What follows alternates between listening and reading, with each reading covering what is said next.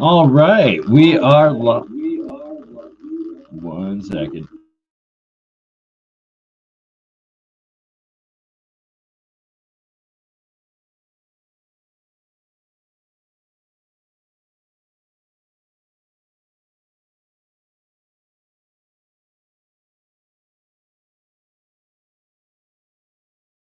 All right, sorry about that. Take two. Didn't realize that I had not turned off the music yet and muted my other computer. So sorry about the reverb. Just a little science of sound right there. You will cause a feedback loop if you have two speakers on and just one mic coming from two separate video feeds. Back to the task at hand, the science of sound. What's going on with it? What are we doing? What is the Solfeggio frequencies? What is the Schuman resonance? What's the difference between 432 hertz Schumann and 440? That the big conspiracy that was it Himmler or someone in the SS apparently, and then supposedly the Rockefeller Foundation that switched everything over to the 432, or from 432, the natural Schumann frequency and octave harmonics to the 440 in just not negative, not full. The picture of this podcast is the two cymatics difference between 432 and 440. So it's like you can see that 440 is just jumbled, where 432 is a nice sacred geometric pattern. Anywho, oh, okay, well, I guess there's just my phone on there. Crypto BernDer, the Fembot, the trans Fembot crypto BernDer. She's a hell of a robot gal. She, in honor of Crypto Alchemist being back, you know, I got Bert and Ernie, the couple alchemists there, and then everything else that another alter ego is Crypto BernDer, and we will be doing lots of collabs with Project Moongold and also Austin from MetaMars NFT program going forward with the Crypto Alchemist channel. Anyone that's into crypto investing, check out Project Moongold PMG.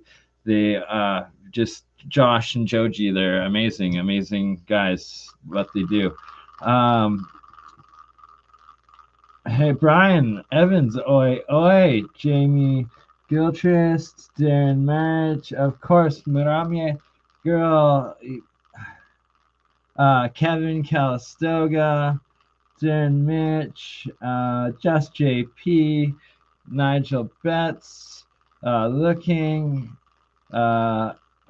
BernEye, and Crypto Alchemist, of course. If I missed anybody, I'm sorry, Lady Lux. Welcome, everybody. So, I will try to get the Crypto BernDer up and running again here, but it's the same camera setup that Ominous uses in my bedroom, and you know, just kind of my policy that whatever your sexual orientation, you keep it in the bedroom. It's between you, your partner, and that's all that matters. No judgment, but no need to broadcast it everywhere. So maybe that's why she didn't want to work today, and we'll just leave that out. I'm testing different setups here to be able to run the Science of Sound live again. The next episode I'm going to be doing is going to be featuring myself, Ominous, BeatBoxer, of course, Rex from Leak Project, Jeremy Rys The AlienScientist, and of course our brother Cambell, Didactic. And we're going to be doing it live on all 4 or 5 channels, Crypto Alchemist and BernEye, Mind's Third Eye, ScienceGuy, at the same time. And it'll be a test run for that. And more and more streaming to come. Now that I got Crypto Alchemist channel back, I'm going to be focusing on this a lot more in full time. Starting next week, I will be we're upgrading me and Cambell to the professional account, so we'll be able to do 10 counts, 10 different account streams simultaneously. So when I go live, I'll be live on 2 Twitter accounts, a Twitch account, my LinkedIn account, which we are live on LinkedIn right now, both the YouTube channels, Crypto Alchemist and BernEye, Mine's Third Eye Science Guy. And hopefully now that very encouraged, thank you YouTube for giving back Crypto Alchemist. I'm going to now reapply again and explain and talk to the same people. Hopefully they will help me get Bernie Konkin channel back again, my biggest channel, with my oldest channel, with my most content, that's been down for over a year now since that savage porn bot attack that took it down. Just ridiculous. That anywho, hopefully it gets rearranged, and then I'll have 3 channels just like Cambell to be going live on simultaneously.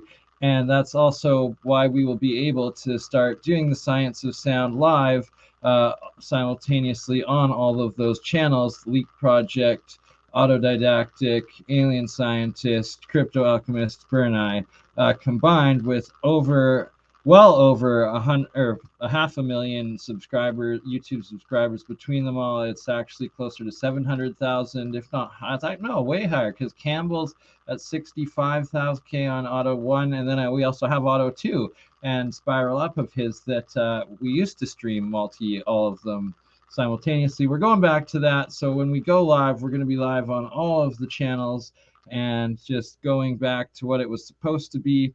And I'm very encouraged, and just found that's why you have backup accounts and everything. On my backup Twitter account at Bernie Konkin on Twitter, it actually, I streamed a whole bunch of those original multi-weekend at Bernie streams, and that epic 50-hour stream that was the original Weekend at BernEye's idea of, the 20 channel multi-streams, that we're going to be bringing it back and making it happen. Also, let me check my phone for the date, and oh no, my phone is outside in the Alchemist tent. Right. So I'll get the details and I'll repost them in the description below. But we will be doing, and I'll also make a post about it and make the actual video future live stream event in the next day or two of the date of the time. But in collaboration with my man Filthy City Erratic DNB, we're doing, I'm going to be live streaming from and with also a super awesome at Frenzy Fest. I connected with essentially a friend of a friend, but old friend that we met a couple times way back in the day, but he's got $20,000 that he's invested into all of the live streaming hardware and software computing for the audio aspects of doing live shows, and then has been mostly streaming on Twitch like most of the musicians, DJs, and whatnot that I know too. So we're going to be bringing his specialties in for this live event that we'll be doing. It's EDM, like electronic dance music, drum and bass, some house music, some funk, as well as I believe it's a MC battle and b-boy battles as well throughout. So it will be essentially another trial run for the future Science of Sound episodes to come. But yeah, the date has not been set. I will also be creating the event and the date when it's confirmed between Rex, Cambell, and Jeremy, that we can all be there together for the 4.32 432 Schuman Resonance reference episode that will be live on all of the channels together. If you don't know Rex Bear from Leak Project, he's been for pretty much a decade now. He does weekly, monthly at the least, update videos and reporting on the Schuman frequency, Earth Schuman's resonance, and how it's evolved and increased and gone over time. and Jeremy Rys The AlienScientist, a bachelor in physics, and over 10 years of YouTube reporting, scientific investigations as well into these frequencies that we will be looking at and doing our next episode of, and of course with Ominous in it. And then the 5th episode that will be coming after that is featuring the amazing Jody B, singer, live musician, what is the word? Plays all the instruments live, acoustic as well as digital, with her partner Make 'em Deaf, one half of the DJ group Church with 2 U's. Amazing musicians, composers, and performers that we will also have and confirmed. We're just getting the dates booked and worked out. David Soretta on as well. And his phenomenal work and research and experimentation with these frequencies and putting them in and making it all happen. But enough of me blabbering on for right now. Howdy, Shane Torney, Mamino from BernDer. Sorry, I have not been. Karen Bishop, Gold Coast, welcome. Sorry if I missed anybody. Yeah, so the first clip here, for those that have not seen any of the previous Science of Sounds, we are going to play some clips for you right now. First off, a performance of Ominous, the beatboxer, Ken Bishop, wonderful brother, good friend of mine. I know, grew up since high school, done concerts, performances, shows together over 2 decades now, and a co-host of the Science of Sound. Let me show you a performance from the real Ominous beatbox.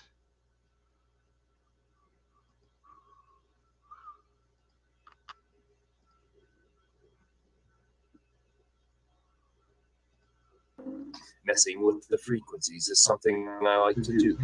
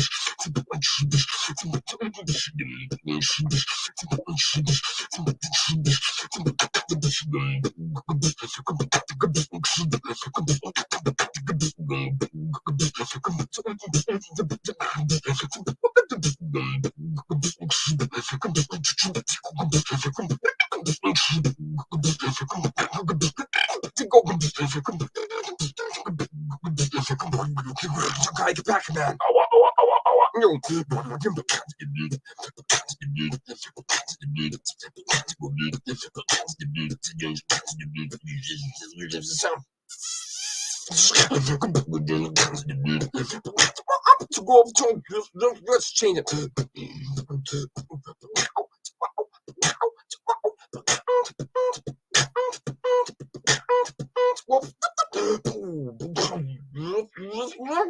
Just to play that record just properly, Ken.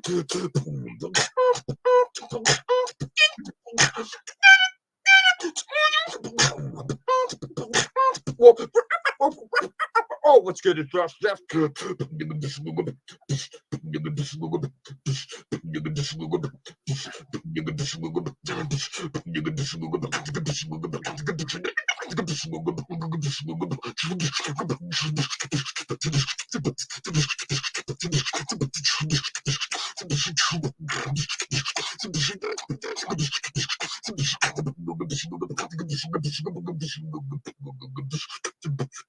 See, when you mess with the frequencies, you have a whole bunch of different definitions of sounds. Just like, well, it's good news, everyone. Let's just see what the professor has to think.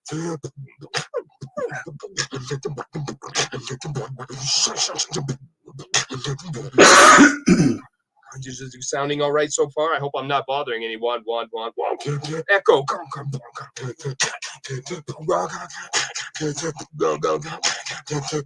Hang on, let's just breathe.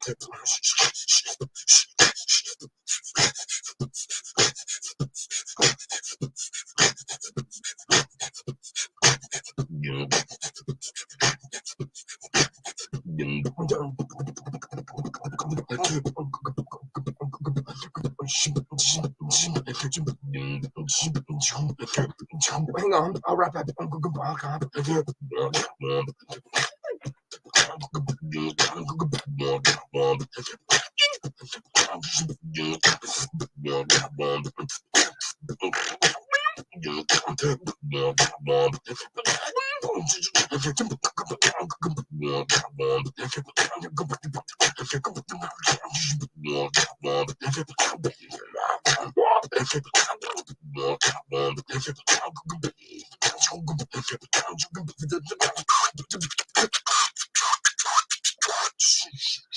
All right, back to you. You know, I'm just doing that thing, resonation sound. It's always one of those profound things that Ominous loves to carry out in and between segments of most intellectual conversations. And yes, they slice, they dice, they cut julienne fries. But wait, there's always more.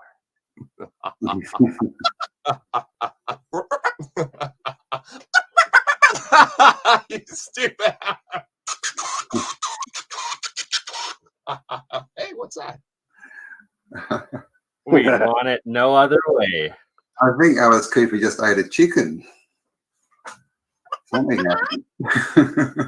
That was amazing, Ken. Thank you, Ominous brother. I hope it was okay. It was a freestyle. It was just what was on the dome. I hope it was okay. It was very good. It was very good. Training up.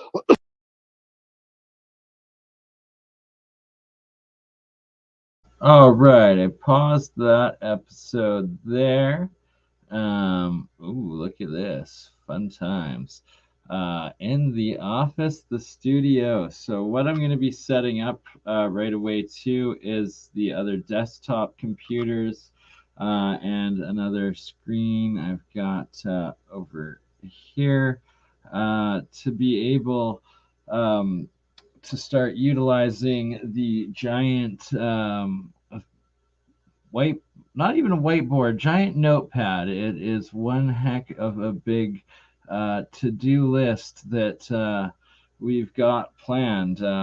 From sharing and learning these coils, we're going to be working on 3D printing some of the different resonant coil designs. These vortex coils, some are commonly known as a type of Rodin coil or the vortex coil, but they're these three-phase harmonic frequency coils that they're next generation sound technology. The designs were given to me by retired military that continued their own private research once they were done with the military, once they were retired.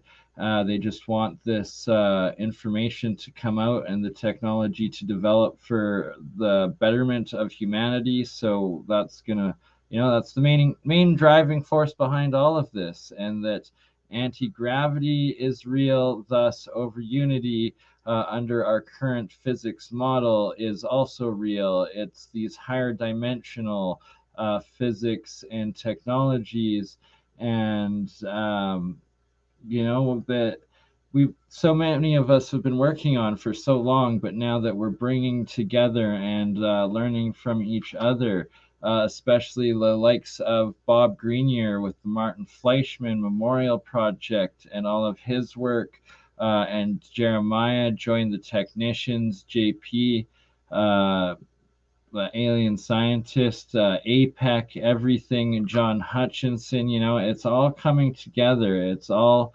happening. So I will play a clip of Cambell in showing some of the cymatic frequencies of the sound patterns in the Science of Sound episode 4, the same episode that that clip of Ominous was from, and then we will also play some of the Science of Sound episode 3 with alien scientist Jeremiah, and Third Phase of the Moon even popped in, and episodes 4, where we are levitating things with speakers and doing scientific experiments with sound in these previous episodes. So without further ado, let me put that on for you, and we will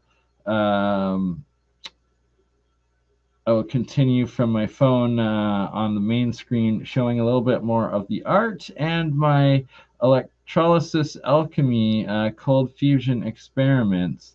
And you know, it's all in water. It's all about the water and the frequencies into the water. And as well, I'll show some of these coil designs and some of the great research and experiments that have been done out there already, like Ken Wheeler's done a lot with like magnetism and growth, but Daniel Nunes channel, the One Stop Energies group, and their PoE rodent coils, and they're growing plants around these coils and putting these frequencies through, as well as a few other YouTubers that to mention that we will also be playing clips of for you upcoming still in this episode.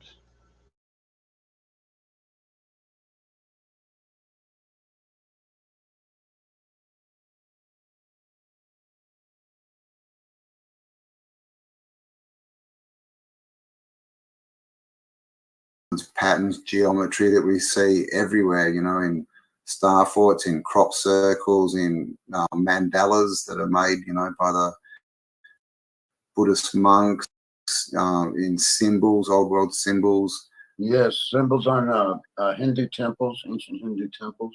Yeah, a lot of cymatics. Yeah, cathedral windows, like the rose windows and the lead light windows we see in cathedrals, and also cathedral floors in the tiling.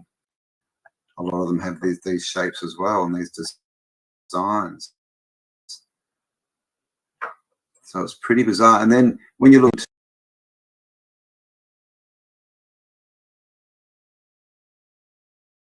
to the planets as well, the planets all have their own frequency, and they match up with, you know, it's on the same scale. And then it just gets so big. That's where you can start to tie in things like astrology and see how different, you know, wandering stars or planets actually do affect us through frequency at different times. It's got to be the Saturn sound that actually makes the hexagon at its poles. That's what they say. It's got a hexagon on it.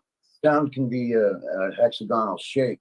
There's one right there on the screen. You can see it. Yeah.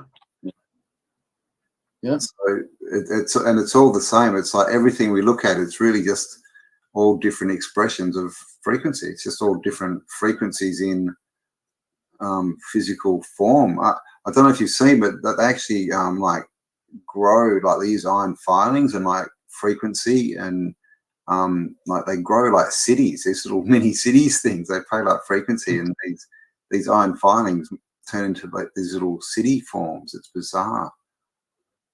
But that's it. I mean, and you can go up and down the frequencies. So also these are the good frequencies, and we've all seen Dr. Emoto's work where he shows what happens when you know, tell water you hate it. So imagine, you know, what spells are doing, what we, you know, when we talk to people, when we listen to people, when we drink water, when we talk to ourselves, this is what it's doing to the water in our bodies. Well, hopefully it's doing this because these are good vibrations, right? I'll just stop there, rather than bad vibrations, which would obviously, you know, create a bad effect. Like at the concert, you know, and this is the thing, right, with heavy metal. I used to be way into heavy metal, and you know, I still like a lot of it, but you know, we have to understand a lot of those frequencies aren't going to be necessarily good for us, are they? You know, there's a reason that heavy metal, they all wear black, they use their devil horns, the imagery is all about death, destruction, you know. So who have we got here in the chat? We call a jail term a spell or a sentence. Very nice. So there is sound and form connected to time. And this is the other thing about words, right, and spelling. So that's a good one. Jail sentence. I once heard the forest earth humming on mescaline. There you go. Yeah, they've done experiments where they play music to plants, and some will, you know, they grow better, and also where they hook up electrodes and they listen to the sound that plants make. Every plant has its own frequency, and I saw this one where they did it with tomatoes, and they got a GMO tomato, and it had no frequency. But then they played the normal tomatoes, they played the frequency to the GMO tomato, and then it started playing the same frequency. It found its frequency. Bizarre. That's fascinating. Isn't it? There's a dude on Reddit who does live streams sometimes, and he's built a modular synthesizer, which is a pretty impressive bit of kit in its own right. But what's fun is that he hooks it up to a Fly Garrick instrument and has Fly Garrick playing music. Yeah, it's actually pretty good. Yeah, I've seen them do it with mushrooms too. It's bizarre. Yeah, and also, I mean, trees also communicate with each other, you know, instantly. Like that, a lot of I've forgotten what it's called, but you know, they have this poison in them basically, and it's like a bug repellent. And it's the same stuff that's in like, you know, tomatoes and all this kind of stuff. And so if a bug or an animal, if a giraffe or something walks up and starts eating the leaves off a tree, it'll send a signal to all the other trees of the same species in the area, and they all start producing this chemical which makes their leaves bitter. But it happens instantly, and they try and tell us it's a chemical thing, but they've done tests and literally they all change at the same time. So that's got to be frequency too, right? Yeah. Hello, Jim. How you doing? Welcome. Where is Bernie? Come on, Bernie. This is supposed to be your show, buddy. Making me sit here and run it.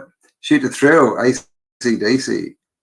Shoot a thrill. Now, Peter. Campbell, I'm always here. You're not even here. I'm here running the show. I mean, that's the lyrics in heavy metal. I mean, you know, you can see why people come out of heavy metal, you know, concerts, and there's always fights or they're smashing shit up, and you know, just the lyrics, they're just not good, right? Most of them. It's just all fear. Yeah, there's just too much fear in the world, especially now when politics are gone. It's so crazy. It is, and that's what's happening at the moment. It's just giant spells. It's all spells, right? Now apparently people are going to start turning into monkeys. Exactly. They've classified the science of sound for military purposes ever since like the 1947 or like end of World War II, basically.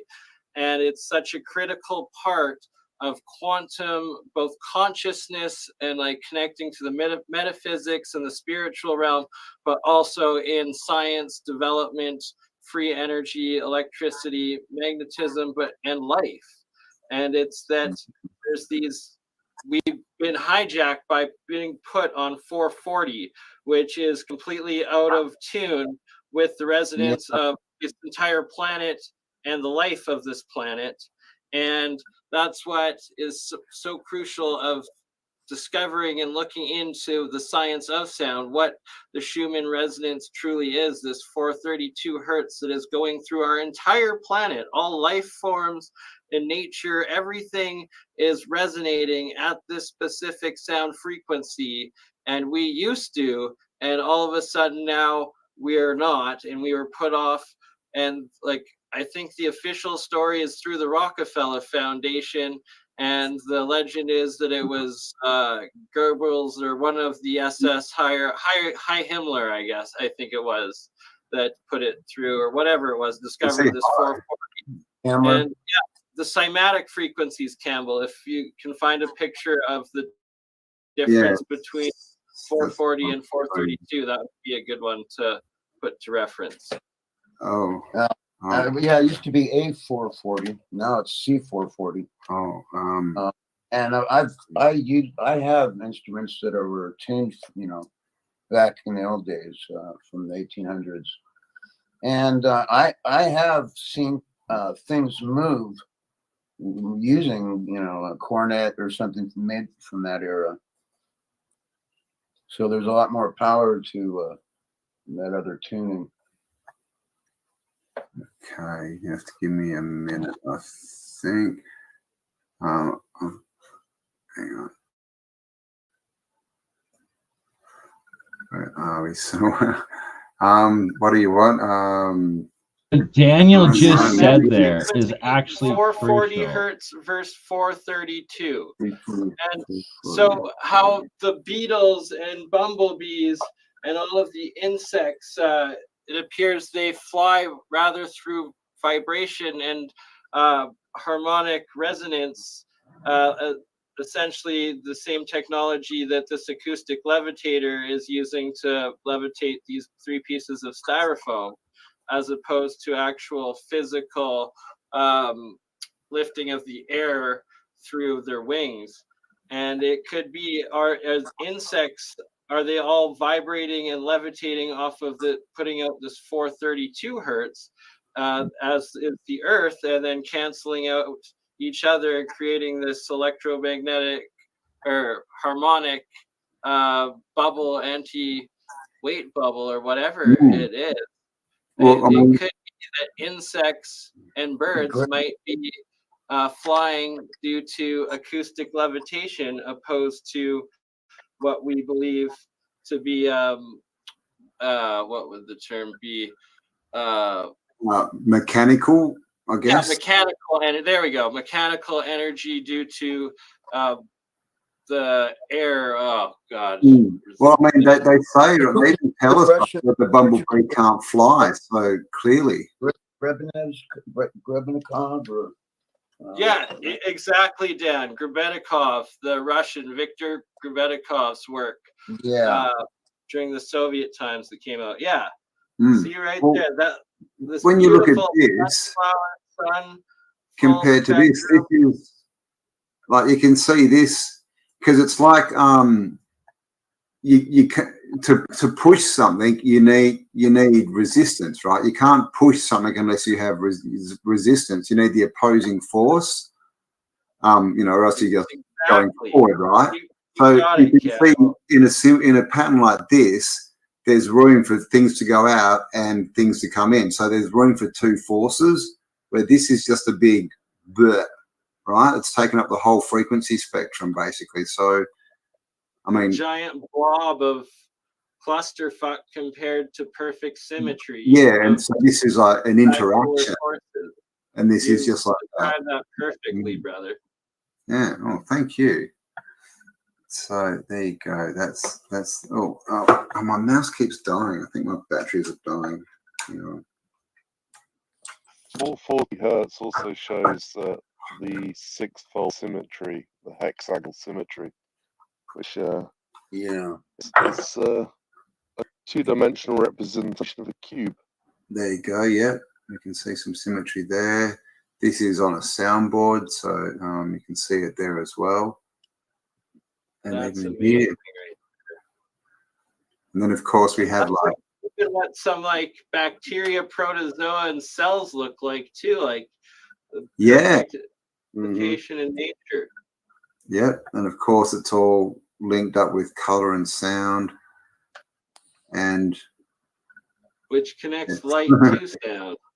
And then and someone said that before, right? Hertz.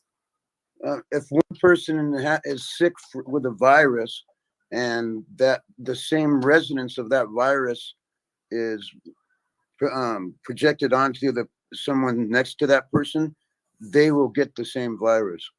Well, that's what this. No, that's right. If they start resonating, they get into tune with it onto that same wave, and that's how it comes in. That makes a lot of sense, Daniel. Entrainment, is that what it's called? Entrainment?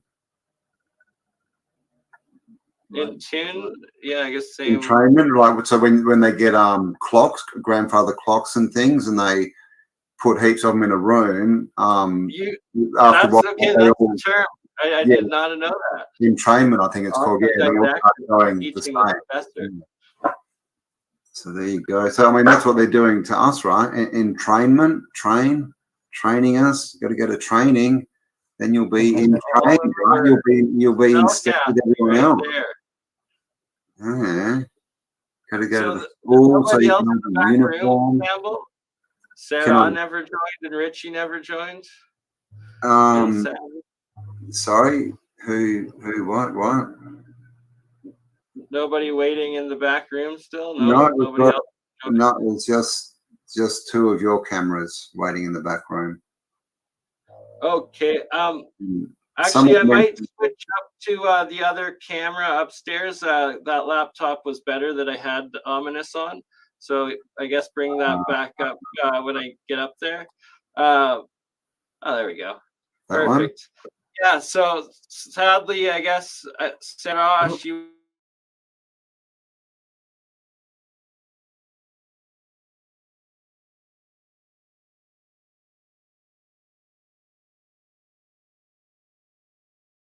All right, so pause that one there. What I got set up here on in between Bert and Ernie, some live alchemy for us. It is a triple copper solenoid coil on the cathode side, putting up all of that crazy amount of hydrogen bubbling up, and a pure zinc strip on the anode side. That some oxygen comes off of, but most of the monoatomics break off of. So it's essentially monoatomic zinc and zinc copper oxide combos that are going to be formed in this specific reaction in front of us. An example of soft electrolysis, LEHR or LENR. Light energy nuclear reaction. Yeah, LENR. That's the trick word for official cold fusion, NASA recognized cold fusion, LENR research. That's what I need to start recognizing and calling myself, because it is low energy nuclear reactions, aka cold nuclear fusion. I will adjust the video for everyone so that the light is a lot better and you can start seeing the monoatomic clouds and plasma clouds forming in between Bert and Ernie there. But in the meantime, some more science of sound specifics here. Next clip is from Jeremy Rys, myself, the alien scientist, talking about some of the Solfeggio frequencies, and another guest, they're giving their connection to both the chakras, the Solfeggio frequencies, connection to the specific chakras, as well as the light color spectrum of those same Hertzian frequencies, which is quite fascinating and complexing if true. and something that I'm going to be investigating a lot more into in a future episode.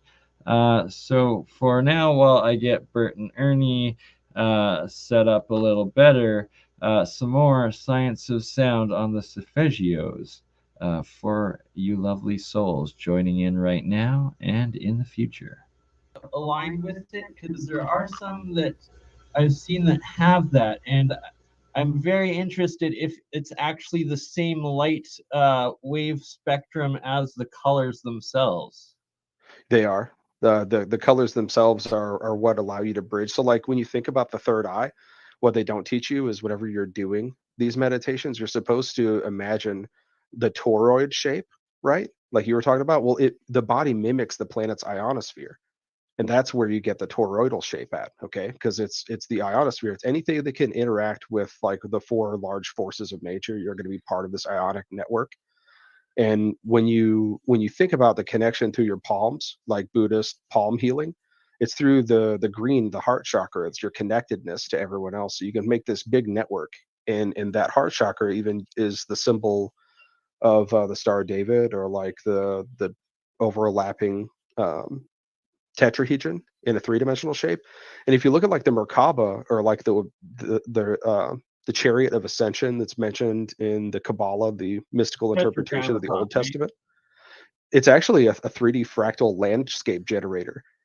And whenever you imagine like the tetrahedron shape, the pyramid on top of an inverse pyramid taking up three-dimensional space, whenever the triangles in those pyramids are dissected into multiple triangular pyramid patterns, you can vivisect and cross section those pyramids into more and more pyramids until it becomes so complex it forms like a sphere, like a fractal landscape generator. And if you imagine it, you can and this is not me saying it's true, this is me entertaining the idea of these philosophers and what they've documented, what they actually wrote down in the 10 Sephiroths in the study of the 10 Sephiroths as in relation to attaining the chariot of ascension, is that if you can pass enough purity tests and you can love enough to expand your mind enough, the 10 Sephiroths of the tree of life would bring that up.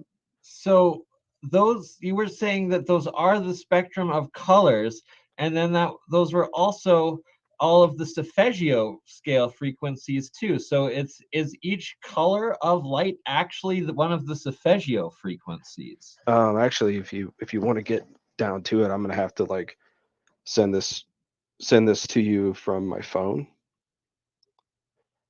But yeah, I could try to. Any of you have a way I could send you something through social media? We can post it in the private chat, and then we can open it up. Okay. And well, it's also fascinating and a coincidence there, as you see Tesla's 3, 6, and 9 as the base, the medium, and the crown chakras too. Yeah. 3, 9, 6, 6, 3, 9, and 9, 6, 3 there. That's so very those fascinating. 369 is something I should even like. I would say you should even use it in trading. So like look for three tokens that are, or three tickers that align with the monthly, and then align with the daily, and then align with the hourly. And you can have like 9 total, and then pick 6 of those that are the best out of the 9, and then you pick 3 of those that are best out of the 6, and then you just watch those with 369 and just stochastically reduce the amount of probability until you're projecting from that set. So like everything can be divided into that 369 mentality if you want to like increase your chances of success with something.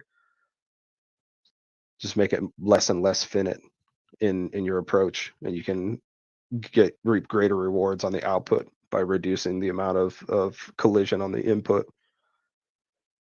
But yeah, what I was saying was that if you look at the toroid shape, okay, so like if you bring up the chakras of the body, they look like a donut shape, but imagine a donut shape that's twisting inwards on itself.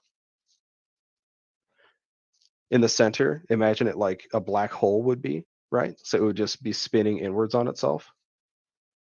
And then imagine a second donut existing on top of the exact same spot, and make it move outwards from itself, for sort of like center rotating forwards, center rotating backwards behind you. And that's what chakras do. They rotate forward and they rotate backward in both polarities simultaneously. And when you imagine that chakra being in the base of the pineal gland, which is literally the shape of a toroid in a crystal shape, it's the most advanced crystalline structure in mammals. The base of the pineal gland, the calcite microcrystals, the base of the cerebral cortex. That extra dimensionally connects you to quantum perceptions. And when you look into the world through your quantum eye, that's what bridges the gap. It's that toroid shape. And for the third eye, microtubules. yeah. And those microtubules are physically connected with your surroundings because your central nervous system it nauseous on the environment. Everyone, like I'm saying, like you're literally feeding off of it because these fields are trapped in the food. These fields are trapped in the water. These fields are being ripped apart by your body. You're literally churning through the environment, becoming one with the universe through these microtubules. And what they don't tell you when you're meditating, when you get to a master level meditation of the third eye, there's a single focal point that they don't tell you. Okay, this is crazy, right? I don't know if you can curse in here or not, so I'll try to keep my language to a minimum. Oh, we're fine, dude. I like no holds barred, dude. Someone's like, what would Dr. Sheldon Cooper say about this, dude? I would have Sheldon Cooper on here and make him take some DMT on the show and then talk about all this stuff. That's so when you use your third eye to change the environment, to modify your environment, you're limited by the scope of your own reality, limited by the scope of your projection. The inward reflection of how much you love yourself will have a direct effect on how much you can love the world around you. And love is connectedness. So the constitution of faith, I can quote like Boondock Saints for a minute, right?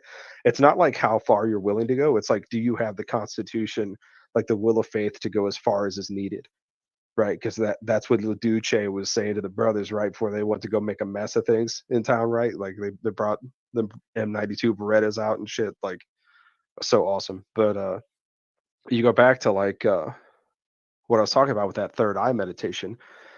I am trying to build symbology, right, to like get everyone who can hear my voice right now to imagine taking your third eye and imagining out of your toroidal shape, you're visualizing and manifesting it.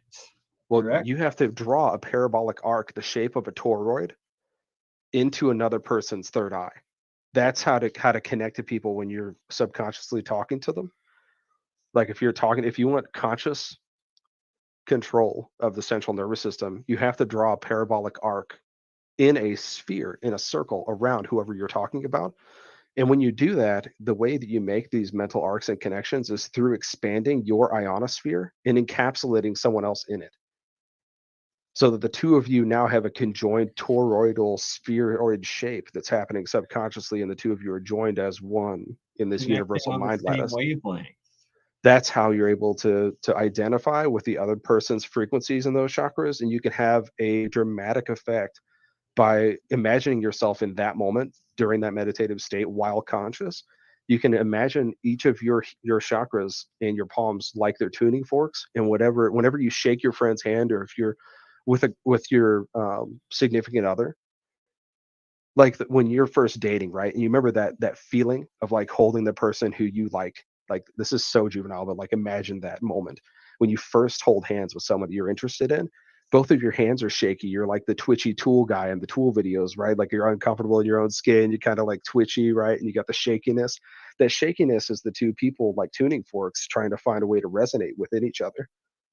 Right, and the light body starts at the calcite microcrystals. There's three things in quantum physics that allow things to exist, and those three things are vibration, resonance, and sympathetic harmony. So, like vibration has to be a static entity, even if it's like a complex number, right? You can have a number existing all the way out to infinity, but it could still be just a single number, like a single complex number, and that would be encapsulated by represented in the body by these calcite microcrystals. They don't change. They're a static, they're a complex number that go off into infinity, but crystals don't change. They're procedural. Sorry, So, I will like, be back in 5 minutes. I didn't want to interrupt you, but Ben Brill says that's just called anxiety, bro. I love that, by the way. It all ties together for sure. But like, Just another word for it, man. What is anxiety? You know, why do I get like anxiety attacks sometimes? It's like this. It's because like you're not in resonance, not like you're not like in tune, and you're trying to find out a way to resonate or get in tune. Maybe. I don't know. See. So I'm not gonna digress yet. The point hasn't been made, so I apologize for how long it's taking, but it's a big setup because there's so many constant involved in this. Signals. This is what I know. Like, how can so there's a signal here. Like, how do we amplify it? We transmit it. You know what? Or detect it. You know. That's the big thing. Yeah, biophotons might be one method. Biophotons are super interesting. Are you talking about the signals from?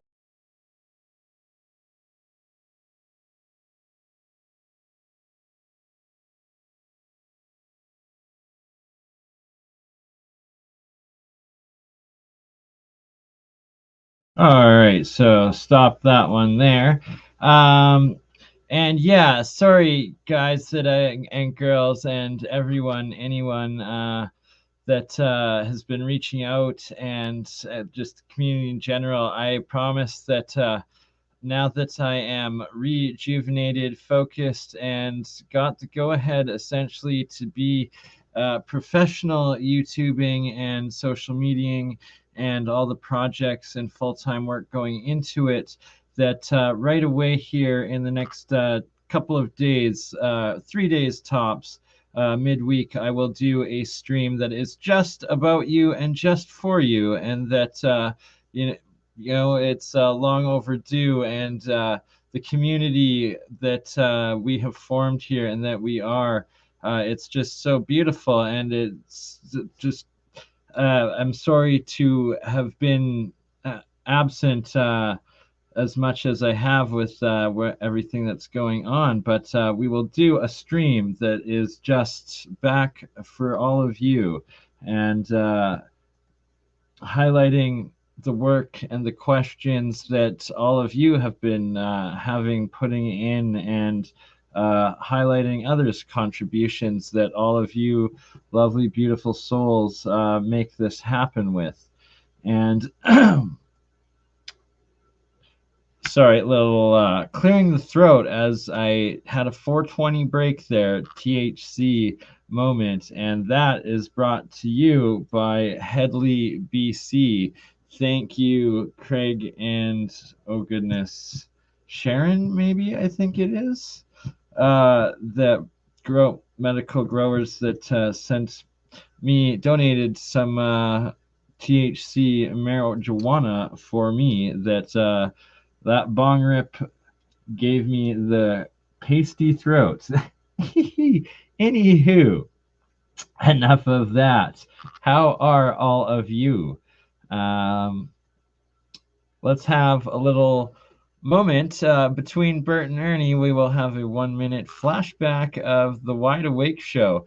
And lots of these little video clips. There's going to be more and more of them coming forward that we'll be able to use. I'm also going to, with Cambell, start producing a couple of them as well with Esra and Richie, ones who made this one from the Wide Awake show. But of my clothing, all the BurnCron artwork, my designs, like you know, the Seed of Life print that I have on both men's and women's, the classic BurnCron bear there. That's on the back of a women's design. You know, it's been in demand. I just have been neglecting it, so I'm going to start putting some time into that too, putting together a proper little online store and catalog. And it's going to start with some video clips with you guys, or for you guys, also with Grassroots California hats. Everybody loves them. I get asked about it all the time. Talk with Max, the owner, my friend, He's going to be shipping me some more. We're working out some sort of sponsorship sales thing to get going to make it, make it worth it, get pay for these experiments and get things going. So you can look forward to that. And also Rare Form Underwear, another good friend of mine, Ryan Fields, winner of not the Shark Tank, that's the American one. The Canadian one is Dragon's Den on CBC. But awesome underwear. And I just happen to have all these mannequins to highlight it all.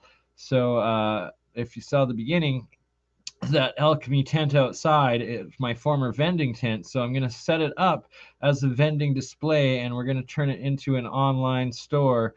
And will connect into the NFT program and launches with the BurnCron NFTs.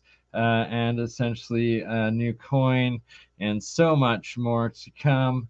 It's going to be a great year. We are building the future. It is Web.3, and hopefully soon enough Bernie Konkin's back, and I'll have 3 YouTube channels and actually have them monetized so that I can start getting some ad revenue too. And the lovely souls out there able to and wishing to do the super chats, stickers, donations like that will also finally be able to.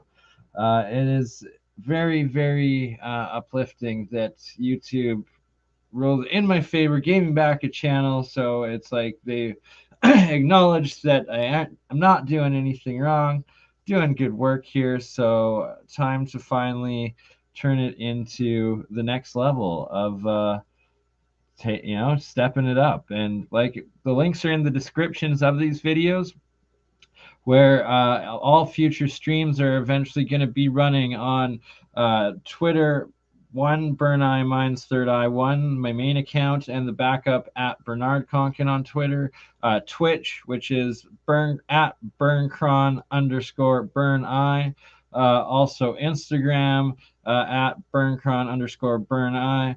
And what else am I forgetting? LinkedIn, Bernie Konkin, Facebook /BurnCron and Facebook /BurnCron Exports, live on both of those as well. So it's like, it's going to be crazy how we're going to be doing it and interfacing it all. So back to the science of sound. Let's play another clip of Ken Bishop, my brother, my friend of couple decades, because I'm only a few decades old still. Woo! Well, almost at 4. Hot damn, time flies. So back to the point. Ominous beatboxing, Science of Sound, episode 3 clip, and episode 4.32 and episode 5 are going to be coming up in the next month for you before the end of September. Here we go. Is it? Oh, it's not working yet. Let's see what I'm doing. Oh, and I forgot to play the Wide Awake clip. Silly me. So much going on. Where's the other video? Oh, dear. Now that would be creepy. Everybody in? Illuminati confirmed. Illuminati confirmed. Okay. Can't stop me. You will talk to them people.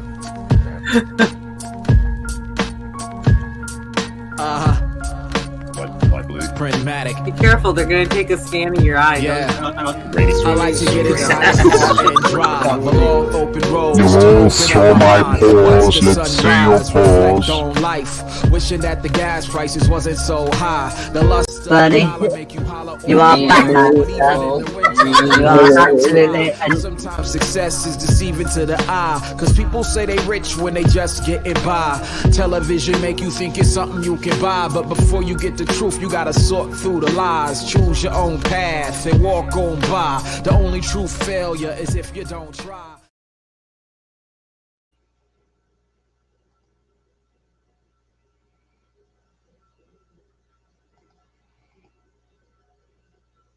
Hello, YouTube, Facebook, and Twitter. We are live. I have the wonderful Ominous the BeatBoxer, Faraday Research and the awesome Michael Boyd with us tonight. Okay, and so essentially there's two kinds of gravities. Yeah.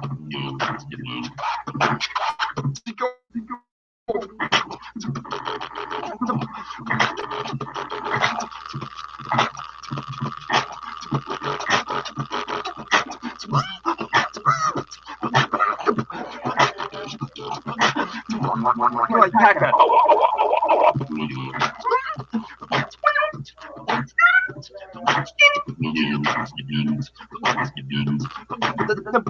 Yeah.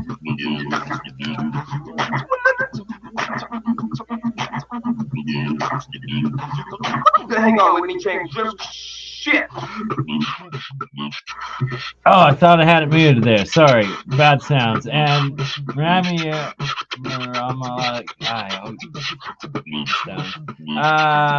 do have to write back to you properly. Hang on, let me do it fast. We will get that done. And sorry for the reverb.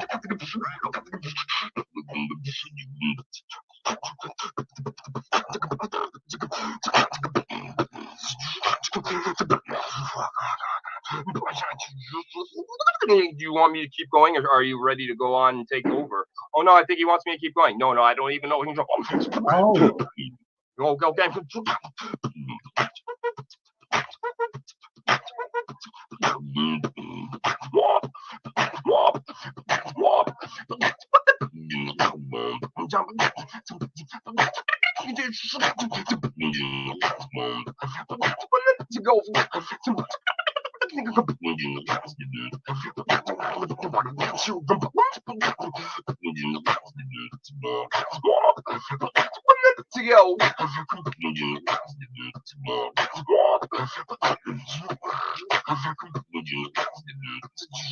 So you want to talk about frequencies, man? Yo.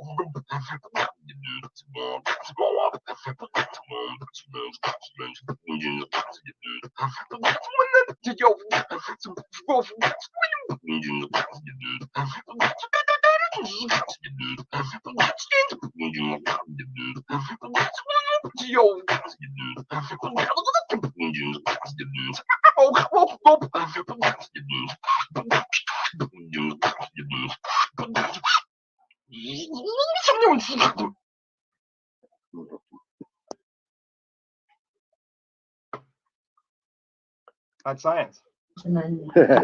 That's amazing. Thanks. Does your voice ever get tired? Like when you're doing that for a prolonged period of time, does your throat ever like get strained or tired or? I use other things, so sometimes I give it a rest while I put the diaphragm in charge, but I don't want to concentrate on too many things all at one time. Otherwise you can damage if you go further one route, you got to kind of well-round it.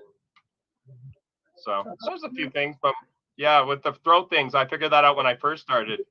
My throat would get dry, but when I balance it out more, like I was saying, it's a lot easier. Yeah. They're getting tired just watching you do it. Oh, I'm sorry. That's okay. Thanks for listening. How many years have you been beatboxing? I don't know, about 25 years. Yeah. So you get pretty good after a while. People ask me, right? No. Yeah, no, it's just fun. I just do it all the time. My brother got me into it. He was autistic. He used to make sounds. He used to love frequencies. Certain sounds make him comfortable. Yeah. Certain sounds, like that's the thing. Like certain frequencies could be used for the, positive or negative. And specific weapons that can control that and make you feel negative. And anyways, Cole, my brother, would do sound effects. I would make him, and then I got the idea, and I heard about beatboxing. So really, he was kind of like the catalyst that got me into it. So I always give him credit when I. I think we were talking about. Yeah, I think we were talking about this last time. How sound could be used to make your mood change from a negative mood to a positive mood, and also vice versa too. It can be used as a weapon. Absolutely. That's That's it. Music, everybody likes it. It's just a matter of how do you get through to that person sentimentally, or like however they enjoy their music. I mean, that could be a weakness as much as a positive, you know. Yeah. And on that same note, I brought up the one that discusses exactly this, where Kanye West nonetheless discusses not happy with using Pete right now. Solfeggios. Kanye is telling us about the 808 being dirty. We're going to watch this together, guys, and I'm going to help break it down a little bit, and we're going to talk some more about solfeggios in general and what he's trying to say. It's interesting that the whole world suddenly wants to know more about solfeggio frequencies. The world suddenly believes, because Kanye said it, that music and frequencies can convince young, impressionable minds to go do dumb shit in life. Who would have thought? Because we all know video games and music and entertainment, they can't influence you to go do dumb stuff and lead a dumb life and do dumb things with your time and life and powers and energy. We all know video games can't do that. We all know music doesn't actually cause death, right? Let's go.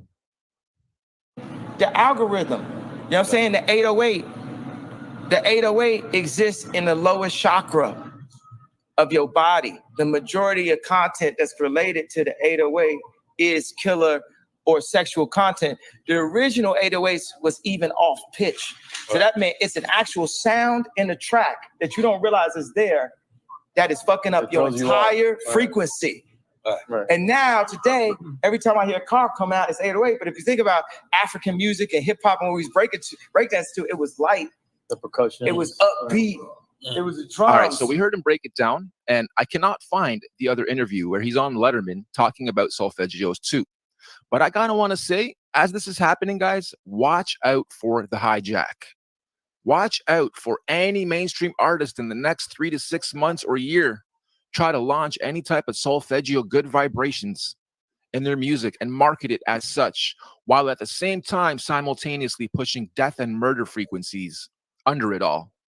Yeah, man, check out my drill album. It's filled with solfeggio frequencies as I yell about my ops and how I'm going to kill everybody I see and kick their puppies and kill their mommies. Like, no, watch for the hijack. Watch for the hijack. But wait. Let me not just be a hater. I am happy Kanye West, of all people, is actually telling the world, bringing some awareness to frequency manipulation, solfeggios, and what this music thing really is. It's just sound and put in sequences in low, mids, and highs. Now, I'm not saying he's wrong. He's actually absolutely right. He's just a little misinformed on a technical level on what it means to have a dirty 808 out of pitch, like he's saying. First and foremost, the producer that made that 808 has a lot to do with it. I'm going to dive into one of my plugins that I developed a few years ago. This is a plugin for Contact, and I made 120 different bass tones, all starting with generated sine waves. Woo, woo, woo, woo. Met at their median, brought down in pitch, and then a kick manipulated at the very beginning of it. So you get that boom, and the nice bass flutters through. So now when I sell this plugin and another producer buys it and starts playing with this bass, pitching it up, pitching it down, and bending it, they're already putting it through destructive editing, and it is no longer 432 or 440 or whatever the original producer put those sounds at. Now, in any DAW, you can change the pitch of the whole DAW and all the sounds it comes with. Then you'll also have to change the pitch of any plugins and third-party add-ons to match the current setup you have, which is also designed at 440. Most sound libraries, 440. Most construction kits, 440, because the beat was done at 440, and then they just chopped out all the layers separately to give you the stems. Here's a clip that's from the beginning of my 432 and solfeggio frequency series. I think it displays what Kanye's trying to say very well with very few words. Check it out. So, did you know your body, mind, and soul are under attack 24/7 by an invisible, beautifully designed cocktail to destroy your connection to your source? It aims to detach your Polarian or soul from itself and the Earth's natural 432 Hertz oscillations and vibrations. Your brain synapses are firing faster. Your chakras are off. You're distracted and distorted. And the best part is, you've been taught to absolutely love it, crave it, and need it. Your music is detuned to 440 Hertz instead of 432, giving you unnatural vibrations by design. Your movies, colors, branding treatments are filled with oversaturated combinations to literally fuck with your mind and body. The words you hear from your favorite actors and singers are dark spells. The symbols and numerology you ingest every day without knowing it are reinforcing them. And by putting a price tag on them, it literally gives them value. Later, And there later you are, Kevin. an innocent consumer addicted to paying for your own Much love, unjust Calistoga, anxiety brother. and demise, and you don't know why. The good news is there are people like me that are aware of this and know how to start to deprogram you, People like all and of us. reattach you to your source with nothing more than vibrations, visuals, colors, and my own combinations of symbols and numbers, ones that are on a positive vibration and frequency, 432 hertz.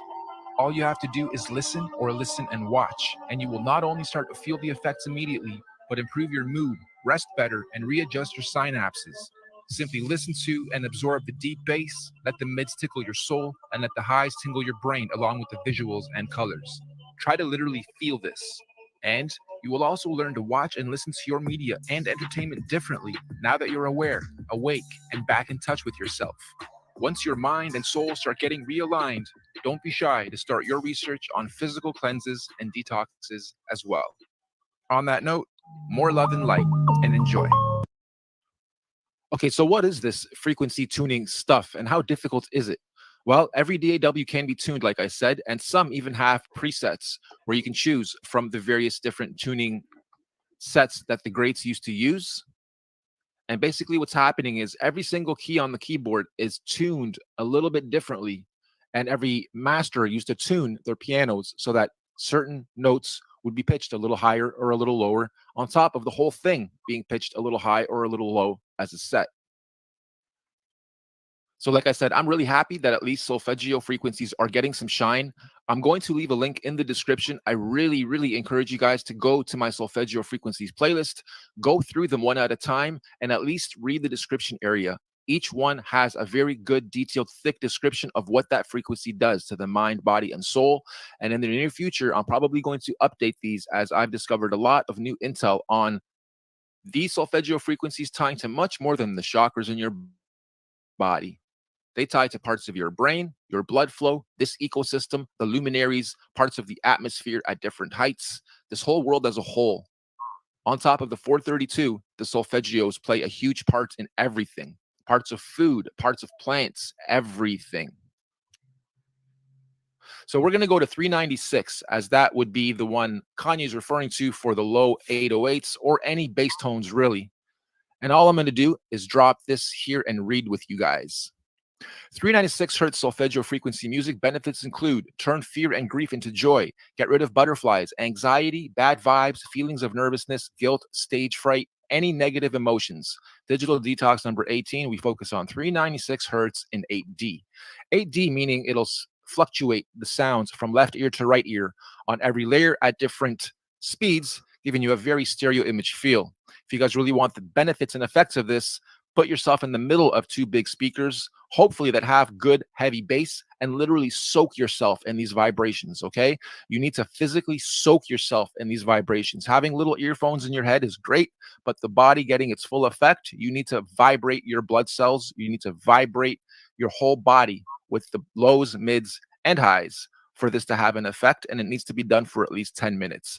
I'm going to leave links to all this. You guys, please read through all this. I'm not going to read everything, but I want you guys to, and also read some of the effects people are having. You can call them placebo, you can call them real. I'll leave that for you guys to decide. Oh, but it's it a beautiful sucks thing. that this is And no the world longer is up. starting I to wish wake I up had to what gotten the links. solfeggio frequencies This is. graph And right again, my here, only concern is is the only watch one that I was for the able to hijack. download Watch from that all of marketers his just links don't run before with they were this now. removed. But it So is on the this graph playlist, you guys will with the notice there is vision a bunch of cymatics and 432 tests and sounds and whatnot. So I encourage you guys to go through them as well. This will give you an actual visual on what happens when you vibrate water at 432 versus 440 or many of the solfeggios. And the difference that you see is wild. Okay, so what I did was just take some screenshots from that video, and I'm going to show you guys the differences. Look at the left, look at the unity, look at the even division, look at the right. That's your water in your blood, in your body right now. That's the water in your body right now vibrating, either being fluid or being distorted, depending on what kind of frequencies you're taking in. 432 versus 440, medium volume. Again, notice the nice patterns. Now, not to say these cannot produce the same or similar at 440, but you do these tests yourself and you tell me how easy it is to pull normal and natural frequencies out of 440. And I actually strongly encourage more people out there to run these experiments. Don't just take my word for it. Don't just look at these and take my word for it, or try to debunk it based on nothing. Do your own experiments. Check this stuff for yourself. It's fascinating. Another little tidbit, 444 by Jay-Z had nothing to do with time. It is done at 444 hertz. 528 love tone frequency when it's on the C. It's not really I don't really know how they jumbled these, but we'll try to break it down sometime and explain it to you in another video. However, my point being, mainstream is starting to catch on, or again, like I said, watch out for the hijack. Maybe this is just clever marketing to get it going. It's still at 440, and most people can't test, can't check. Even I have a hard time actually checking and quantifying if this.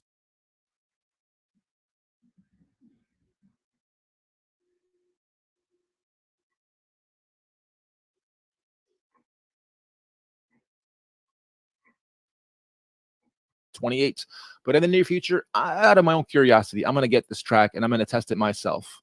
All right, so just like I'm talking about hijacking something pure and turning it into something negative under the guise of being pure, there's also the opposite. I operate as many different artist names on the digital streaming platforms. I do use my own name as well.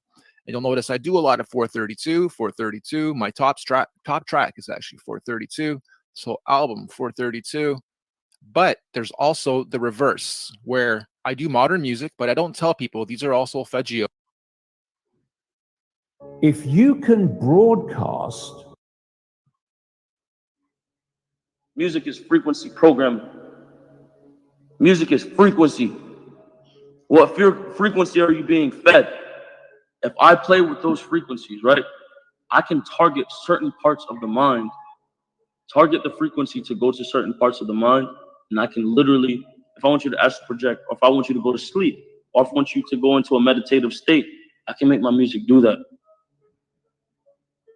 the brain processes information electrically. It communicates with the cellular structure electrically, and it operates within a certain band of frequency. If you can broadcast frequencies carrying information, this technology has long been known, carrying information and perceptions within the frequency that the brain decodes information, the brain will decode those frequencies and will have those perceptions. You can externally influence people's perceptions externally by broadcasting these frequencies that we interact with, because we are antenna. The sad reality is that where we now play our music is in A440. Where did that come from? It used to be 417. A440 came in with the Roman Catholic Church. They suppressed the frequencies. They lost somehow the 152 of the best Gregorian chants, including the hymn to St. John the Baptist, which we've now recovered. That particular hymn was what triggered Dr. Palaio's investigation, looking for those frequencies of vibration by which the music was played. It was known as the most uplifting hymn of all the ages, the most spiritually uplifting hymn. Hymn to St. John the Baptist. It was played to 6 tones. These are those 6 tones. These are those 6 frequencies. And so the A440 is what now is the standard tuning. If you go A439, you're closer to one of the creator's tones. If you go A441, you're closer to one of the creator's original tones. That's how precisely it has been manipulated. To do what? To shut down the 95% of your brain, particularly the right brain that operates the heart mind of the divine human community. Some decades ago, there was a guy who worked out the frequencies of different emotional states. This is long ago. I mean, it's very, very sophisticated now. So every thought, every emotional response is a frequency. It generates a frequency, and it is of itself a frequency. Hate is a frequency, and it's different to love. You know, when you are in a room and there's lots of aggression and conflict and hatred, you feel it. What do people say? Oh God, you can cut the atmosphere with a knife in there. That is because the frequencies of hate and conflict have been so generated, they have changed the electromagnetic field of the room. When you go driving your car and your channel on the radio is tuned to a station and you're grooving to the music, you love that music. As you get farther and farther away from the broadcasting tower, that music gets static. You start to lose the signal from the clear channel, broadcast, and it gets staticky. When it gets staticky, you get a little annoyed. But you want to listen to it. You really have a heart for that music, so you continue to listen to it for another 10, 15 miles, and suddenly it becomes so annoying that you just get disgusted. You go, ah, and you shut it off. And if you continue to listen to it, you get sick. That's what we're talking about here. Except you don't even know that you've been listening to the static your whole life. You don't even know what the true resonant frequency is because it has been kept. Of course, to really be effective, we need to use the proper words and phrases, scientifically selected. But that gives you the basic idea. We embed messages just below the threshold of perception, so they can go directly into the subconscious. They can play across a community these frequencies without anyone knowing, and it starts to have an effect, and it starts to build rage, it starts to build anger, and people might not realize why they're feeling it, but they start to feel it. And then what they do is they trigger that with an event, maybe some guy is attacked by the police or something, or somebody's arrested for something they didn't commit, and now there's the trigger. The blue touch paper has been lit of this manufactured frequency-driven rage, and you have mass riots and what have you, and people do things that they wouldn't normally do. So in other words, the master composer, master conductor of the Universal Orchestra is singing love songs in 5/8, uplifting everything simultaneously. And we're the only species out of tune and accepting static for the clear channel. Do you know the American military, they've admitted this. They have technology that fires frequencies at the enemy that basically they give up and put their weapons down. Good boy. Sorry, I thought it was over. I guess it is now. Your guys' thoughts? That's pretty interesting. They're talking about sound, and and they were giving a reference to the Bible. Think about Joshua marching around the town 7 times, and then they blew the horn and it toppled down the town, the fortified city. They were using sound technology with some sort of involvement. That's kind of interesting that maybe historically there could be a form of accuracy to things similar to that nature.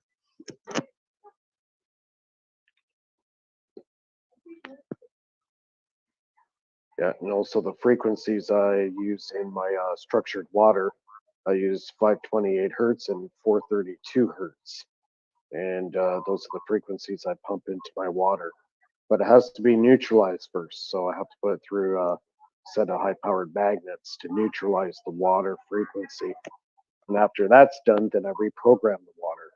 And yeah, it's very effective, and it really makes a difference in how you feel.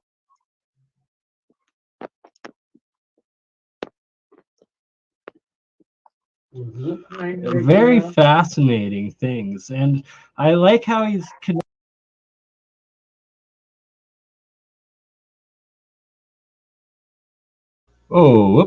I paused it there for a second. I'm going to keep playing this episode, but I'm going to skip it ahead to another part of ominous Jeremy Rys AlienScientist jamming together, and then where Jeremiah Pop comes on with Blake and Brent Cousins of Third Phase of the Moon, and their 780,000 subscribers YouTube. So that's another collaboration that I have in the works with Jeremy Rys and Blake and Brent Cousins, is we're going to do a stream together here in the next month or so.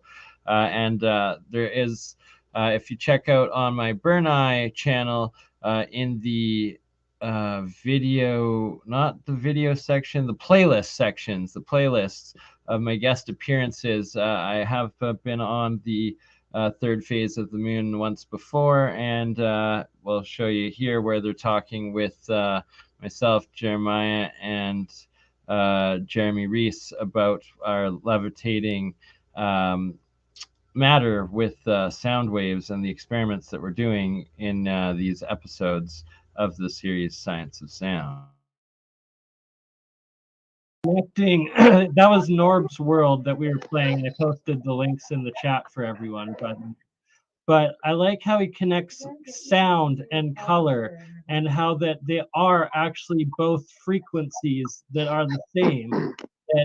That is why certain people see specific colors when they hear certain sounds or certain memories or tastes, and that they're connected, is that it actually is a frequency that is interchangeable between the two.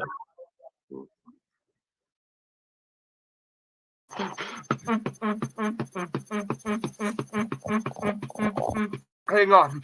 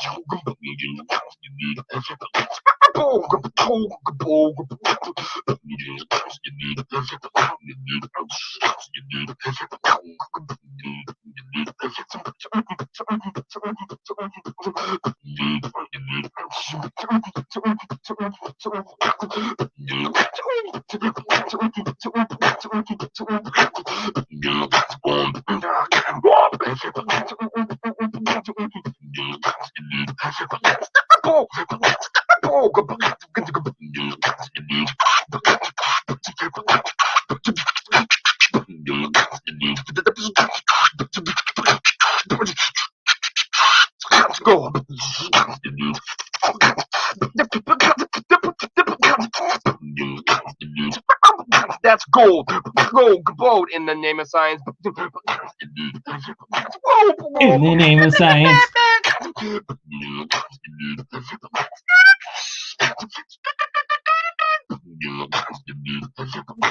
Both just in his name's ominous.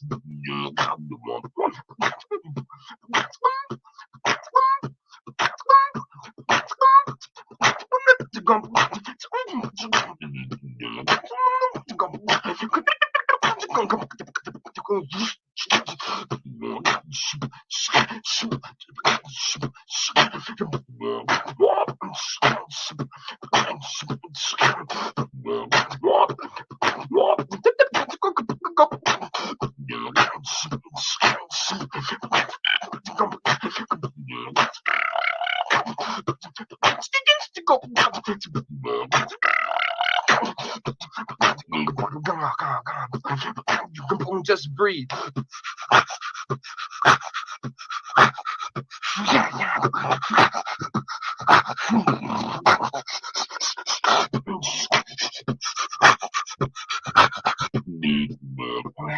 Come on, I'm just fucking with you.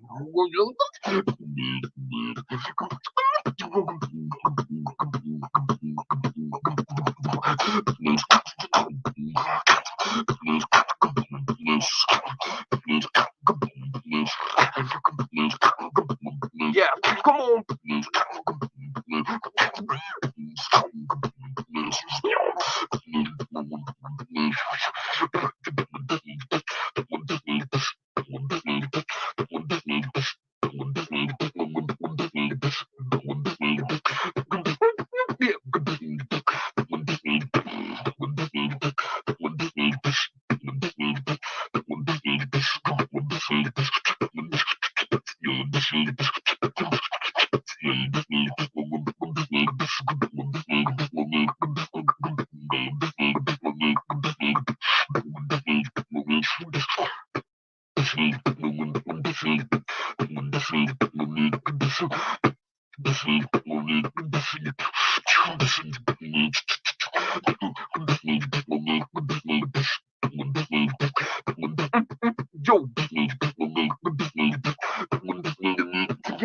Yo.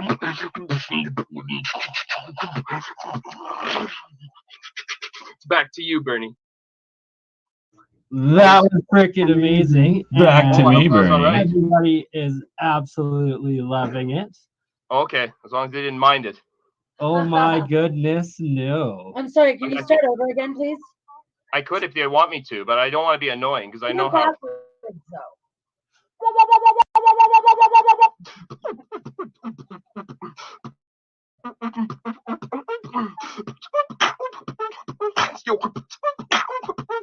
I won't go longer.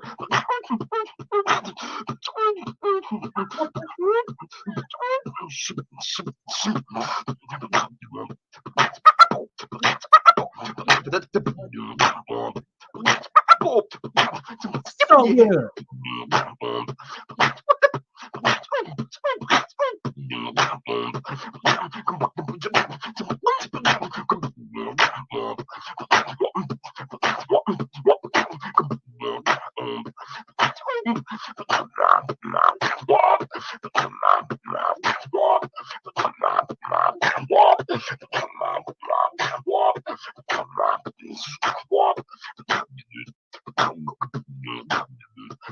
Yo, what's that on his hat, man?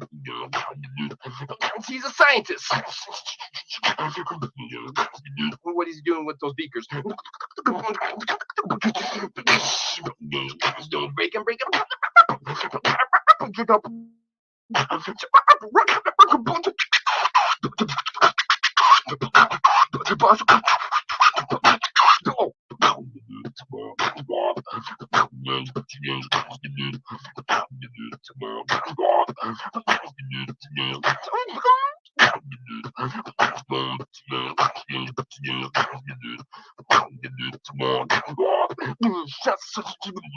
Okay, I've really got to stop. So.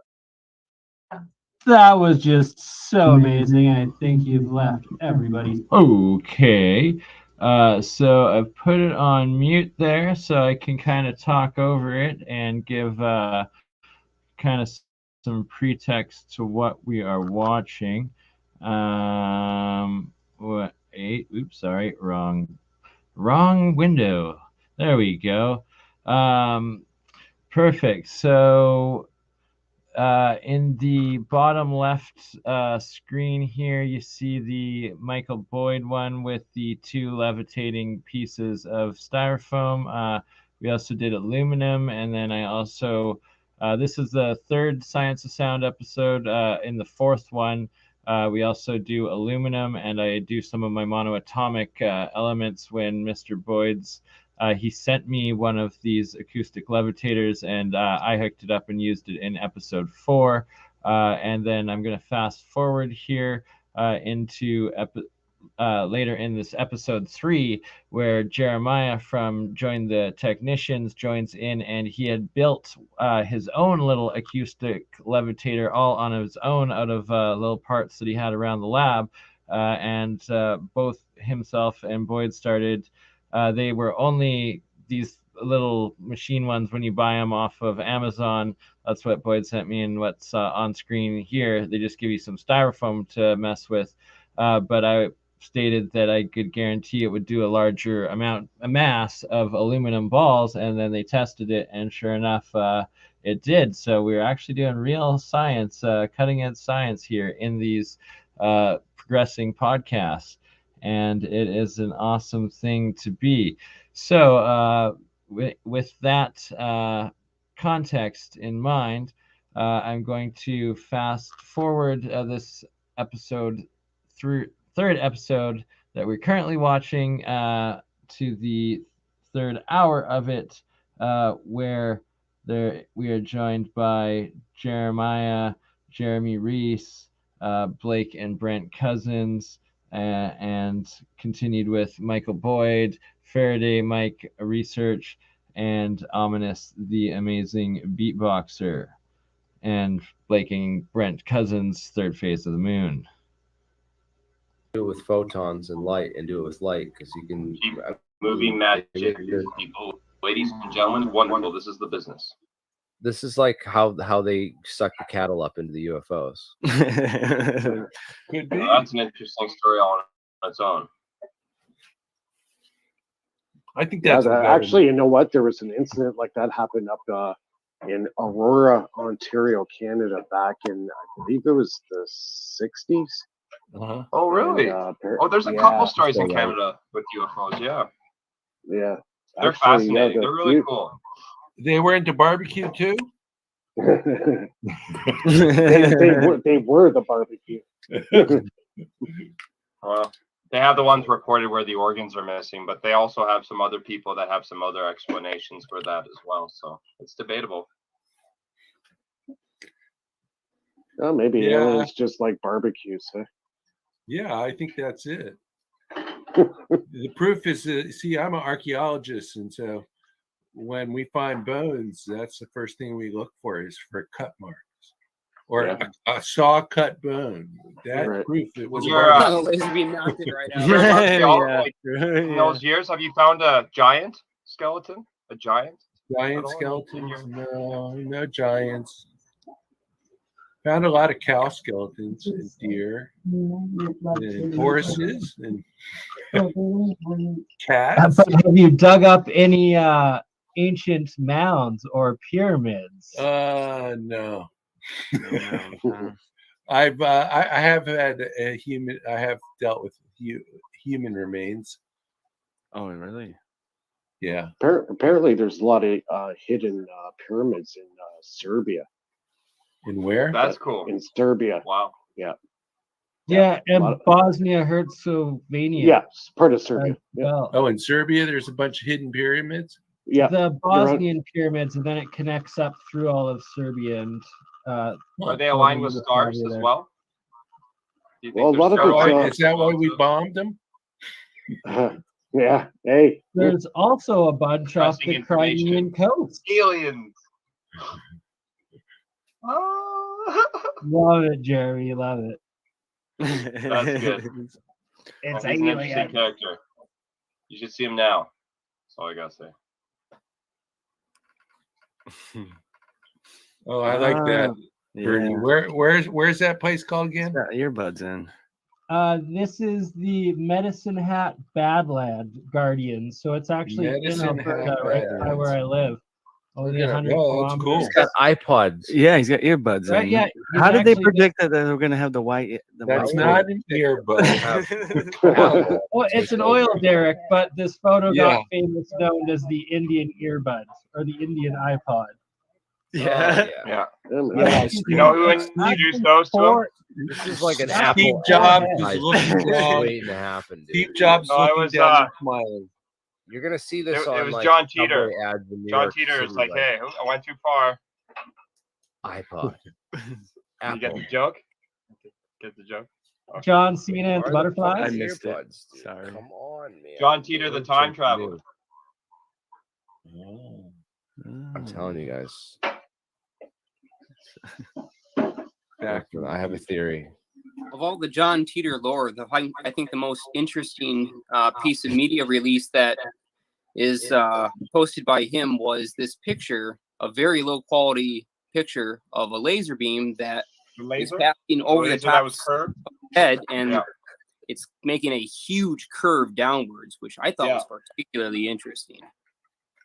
It's what curved got me laser, thinking too. That one picture, though.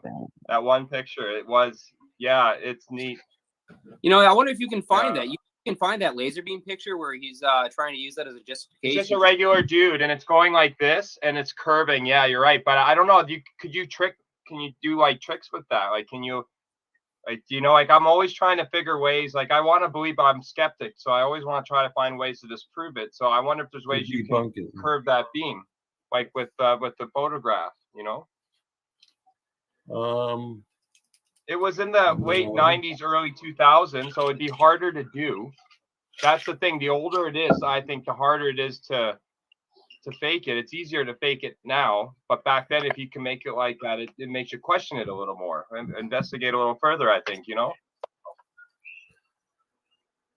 Welcome, Third Phase. Pleasure to have you, boys.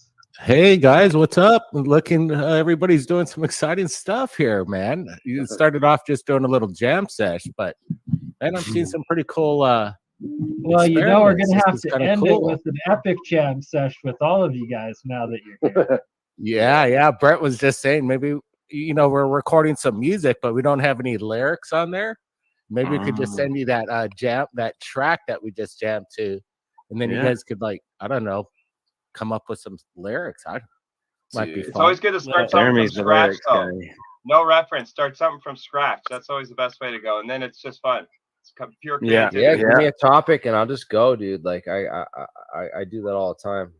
I have a rap here that I wrote, and because remember you said that there was Cardi B was hosting some things, so I used the Cardi B song, and I wrote a whole UFO rap, and now I gotta find it. Well, maybe you could awesome.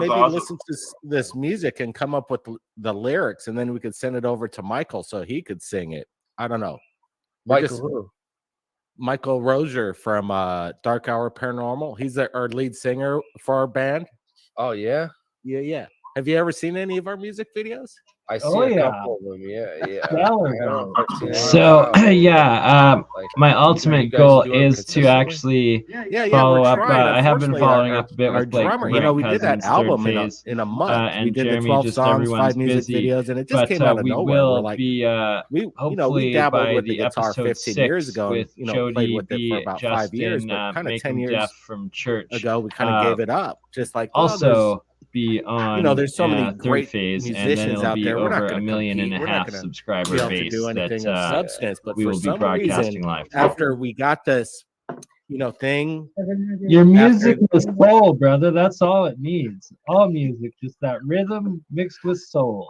Yeah, and man, we just all of a sudden just started to play the guitar, and we recorded it, and we're like, this is something. We never really recorded any of our music. Then we sent it to our drummer friend, and he did this really cool drum set along with all these kinds of cool sounds. And then we're like, wow, that's amazing. And then we're like, maybe we could get somebody to sing it. And then that's where Michael from Dark Hour came in, and we sent it to him over there in Boston. So again, we did all this remotely, and it's crazy. Oh, that's actually pretty cool. We gotta go meet up with him, man. Like we should be recording with him for all of this stuff. I could write lyrics for you guys. Like, yeah. Here, I'm gonna get my lyrics for this song. I just to share with you guys what I got so far. You guys are gonna flip out. I'd like to JP. Is JP here? Yeah, I'm here. What's up? Hey, JP, man. So you devised this contraption prototype yourself, basically? Well, yeah, Bernie sent me a text message saying, "Hey, we're gonna do this show about sound." So I'm like, "Okay, let me see what I got sitting around." So about 5 or 10 minutes later, I threw this little thing together and hooked it up to the signal generator, and that's what we've been staring at. It's not particularly interesting, but hey, for all the cheap parts and for a couple of minutes of assembling and soldering, it's not too bad for super glue. Yeah, not bad for super glue. So, how heavy is this foam, would you say? Extremely light. And like I said, there we go. Those transducers is probably using about 1/10 of a watt. So we've got about, Would it be possible to do the mathematics of upscale? Because that's my question tonight. I guess you weren't here for the earlier part of the show, but I was mentioning I used a 100-watt transducer to lift a 7-gram cup out of a resonating chamber. So I'm looking at something, I don't know, amusement park level. I don't know. Again, you're talking about the dangers of the frequency and what it could do to the human body. But again, we don't know because right now we're just dealing with styrofoam. So we're not dealing with anything biological at the moment. So is it a fact that it would damage biological life? It's squeeze. Or are we just squeeze stuff? Well, That's if why you I can do it right and protect those eardrum rupturing frequencies, then you might be all right. You know what I mean? Like a suit. What about, that's what I was saying before. What about if they're deaf? Like we could So do I'm sign playing a language. video of cymatic frequency in water right now, and that would be the issue: is that if you're blasting that strong of sonic frequencies through your body, that it might literally rupture your cells from the motion. So like, all right, so we also got to mitigate the brain cell and eyeball rupturing frequencies as well. All right, blood cells, noted, veins. Well, just like capillaries, capillaries, testicles. Yeah, all that fun stuff, right? You know what I mean? Get sterilized. This is what I'm afraid that. Unfortunate This is what we're looking at: the disruption of the volume. Right? Plasma. You know what? Your balls rupturing in the levitation machine while you're flying. See this. Listen, you could fly for 20 Sounds minutes, like an but experience. balls might rupture. Well, this is inconducive. You could go one of 3 ways. I always thought that like if we made artificial intelligence and it wanted to control us, it would do it through the resonant frequencies. Yes, through your balls. Would be 100%. Believe me, the military. They have military satellites. The military that has all the broadcast data on ball frequencies. rupturing frequencies. Believe me. Yes, they do. What is it? The Havana syndrome? What is all that about? Oh, that's Right? just, It could be exactly this. Yep. You know. So we're looking at the device, and again, it's such on a small scale. There's no danger to DP at this moment, even when he's messing around with it at a close, because there's no wattage coming. But then again, what if we were able to just to build it up and we work with the styrofoam ball that weighs 300 pounds? Yeah. What would that cost to do that? Whether any biological, we're not dealing with biological. Let's just 300 start with the styrofoam ball that weighs 300 300 pounds. pounds. Yeah, it's a big guy. We gotta go there. All right, yeah, 300-pound styrofoam ball. You know, Aluminum would probably be able to handle heavier weights over the styrofoam just to its static principles. Yeah, true. What about like even, I was saying earlier, and people might have thought it was a joke, but felines and cat hair have a really nice static charge. Maybe there's other kind of we material. could start with that's cat. better. Also, like, I agree. what about the shape of the tinfoil? Like, if you shaped it in like a cone or something, like 2 cones, You work your way faced up to together. a tic tac. There we go. I've got total control over it now. anyone have a cat that we could? I What can if bring we it up. could try, let's start with Pinky, Mark's lab dog. Of course, right as I say that, right as I have total control over it, that's exactly when I knock it out. And of course, it was because. So what's a price tag though, guys? That's what I'm saying, because we have friends that have like, you know, they say if you could figure something out, and I know this is, I'm not sure, but they've got big bucks, and again, there's science here. There's something going on, and if again, what like how much money would it create? Like I said, to levitate this a 300-pound any object? You get some It doesn't have to NFTs be from St. Bernard. exchange. You can probably get some, you know. Well, if you wanted to levitate something heavy, I think that you would be using a little bit more discipline sound. There we go. Yeah, now I can bring it up and lower it with a lot more control. If we can float I a think St. this Bernard, is what I think we'll get Hutchison was funny. working on too, right? If you watch some of the old videos with Hutchison and his levitation experiments, he's using acoustics, he's using rotating electromagnetic frequencies, and he was just getting that right combination. He was able to lift 50-pound cannonballs off the ground. So yeah, maybe it's I know you're very skeptical of that, Jeremy. But Jeremy, do I've you believe actually the been Hutchinson talking to effect? Hutchinson. Yeah, and I've been believe talking to that John. We're going to do there a are some couple video streams here effects. coming up in the near future, and I'm going to bring that up with him. What about this grab a flyer, when we dude? talk We got a about whole group. APEC, We his have a wife- whole group dedicated to this, man. They've got like 1,000 posts a week easily, and they have got each no piece. What Where about they got- what's that guy's name who did it all by himself? He moved all the rocks. That's all in at nighttime. What was his name? He said that he was Scallon. able to move the rocks. At by least Scallon.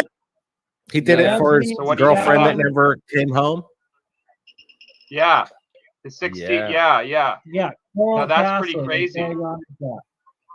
Yep, he had, but there was a guy Really? who did like the mechanics and the leverage and the calculations on a lot of the stuff, and was like, oh, you could do this with what he had with the chain hoist, like combined, because he used a 30-ton hoist combined with like a 10-ton hoist. But so isn't it that an did it, like- enhanced amount of this experiment right here, with heavier objects and moving them with like at ease?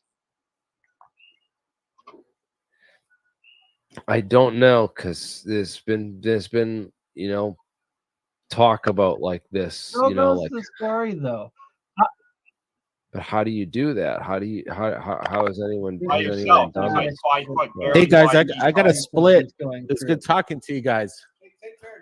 Keep up the music. Let's keep in touch. Oh, hold on. You guys got to do a Oh, quick yeah, I got gotta the, I got the gotta lyrics go. now, So man. Let me let's show you. Gotta I'm not go. messing Maybe around. we'll catch up later. Gotta go. Ken, start us out with the beat, brother. All right, start it off. So like, let's do this. So like Cardi B.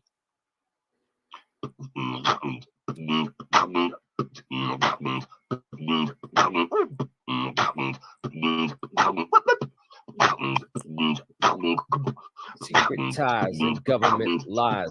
I'ma let you know. It started way back with a little old crash, Roswell, New Mexico. When they shipped it straight to Beneath Bright State way out in Ohio. And they studied it well with help from Battelle. And that's how the story goes. Howard C. Cross was the motherfucking boss who managed all this work for Battelle. And Elroy Center was not the inventor of nitinol wire by himself. See, they gave him some debris. They said, we found this overseas, so take a look and tell us what you find. Elroy went into the lab and dissolved the piece in chlorine gas and published it in 1949. And later on in life, he told a story to his wife about a strange piece of metal like debris. Said he really wasn't sure what the metal was for sure, and then he knew it wasn't made overseas. Oh.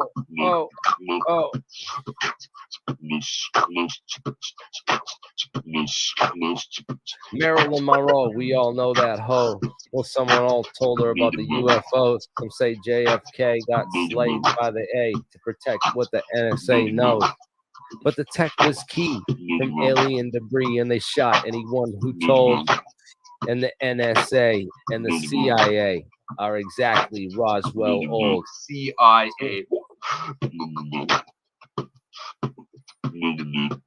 hang on.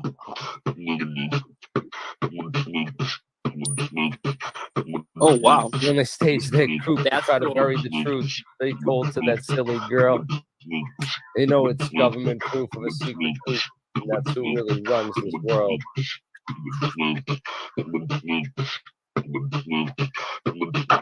Can't get into the groove that I have. The grade's already been made, and the lab's not far away. But the scientists are paid, and the secrets are trade, and that's not how we play. So go ahead and run to Area 51 and dodge all the bullets on the way. You've been taken for a ride. There's no aliens inside because they're all still in Dayton to this day. At the Aeromed lab, there's a man with a badge and a gun and a large set of keys. And there's an underground place, maybe somewhere in that space where they hold all that alien debris.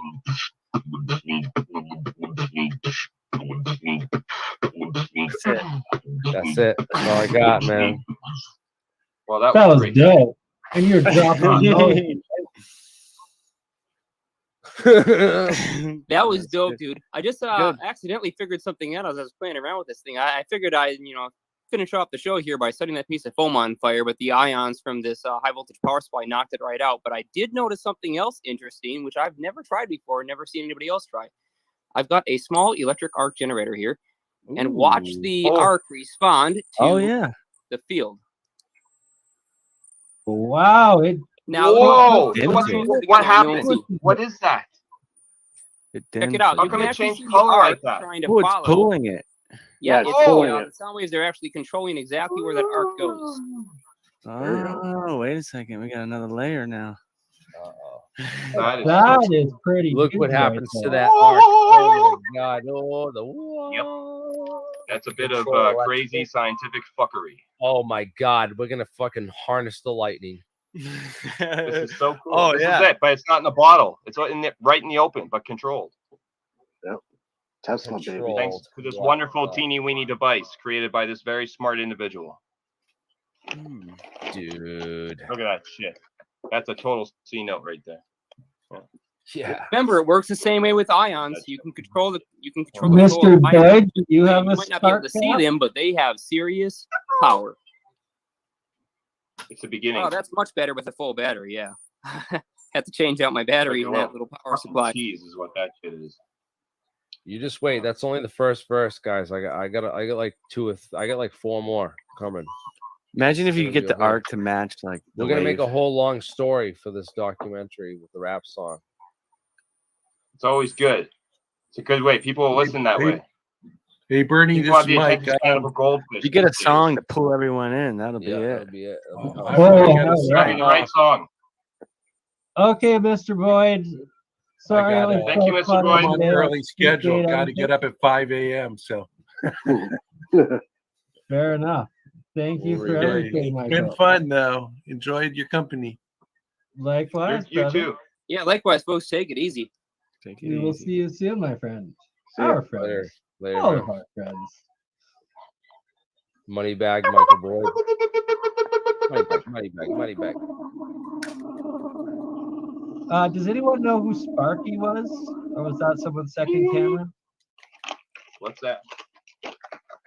Sparky. Me. Am I supposed to keep going? Is this? Oh yeah, you're it's your time. Okay, I gotta go. Okay, I'll do some soul stuff. Hang on. Okay, I'll try it. As long as you guys don't mind, that's all. I just don't want to annoy anybody. Hang on, check this out. I'll do something. Oh, we all love it.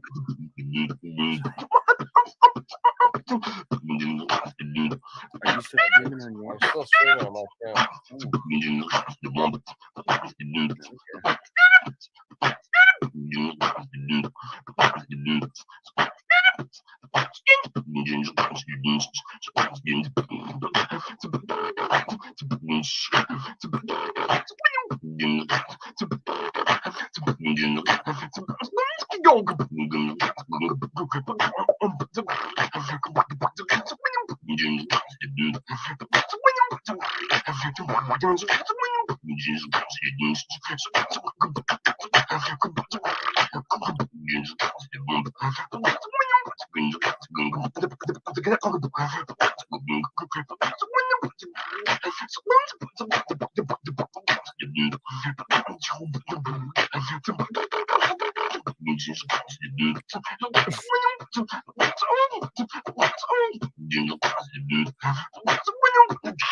Get over here. Get over here. Whoa.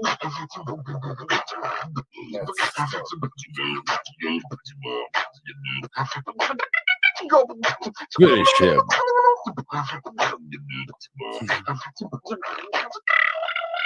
Wu-Tang. Johnny King.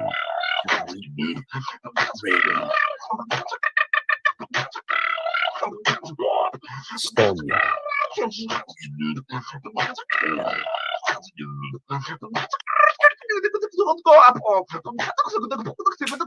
Shang Tsung.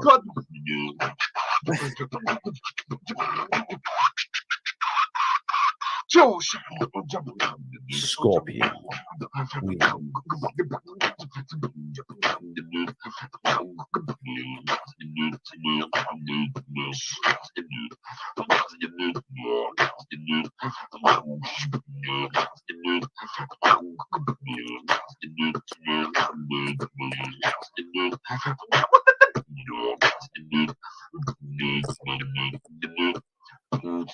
Alien technology. Does anyone know who Sparky is before I let them in? Because we have lots of porn bags.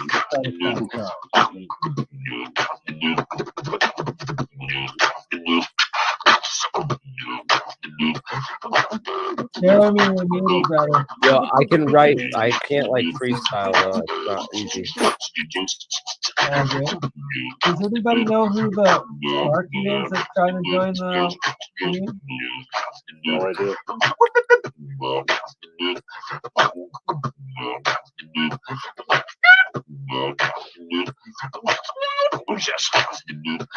Come on. Yo, who's Sparky? Get on with them unlucky.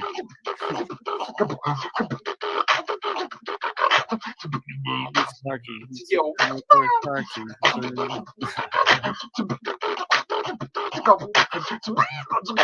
Making up rap for Linkin Park.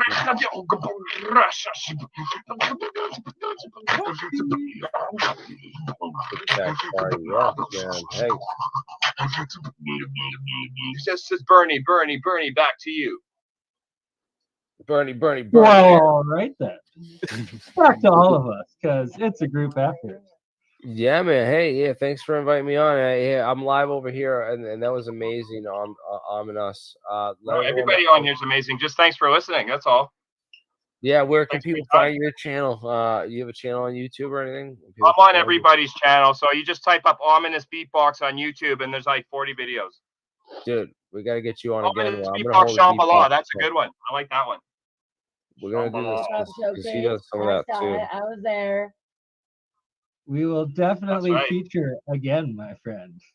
Yes, let's do this again. This was fun, man. Yeah, I want to sit down and we got to do an album like they said. If Blake Brothers can come on, they came on. If they can do an album in a month, dude, let's do like one song. We'll focus on this one song all about the UFO and the Invisible College and all that shit like that. That will be like the first verse. On X-Files. I couldn't agree more. We'll do like a whole X-Files album. The topics trend through music.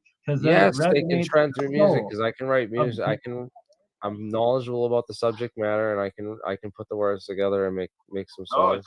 I'm glad to meet everybody that's on here. Everybody here is just so full of knowledge. I love just soaking that in like a sponge. And thank you for having me. And thanks for everybody's input on everything. It's really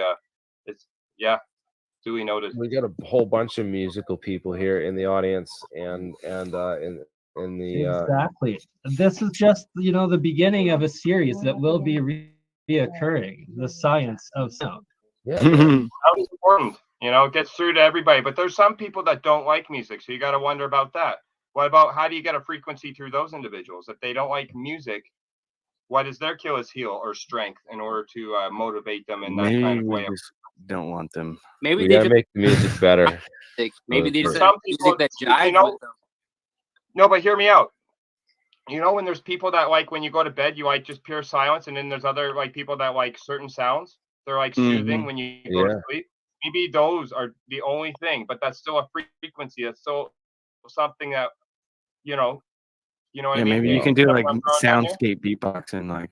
Music's good. I love music, but it's not for all the time. You know, when I go to sleep, I like silence too. You know, But for most people, they like music.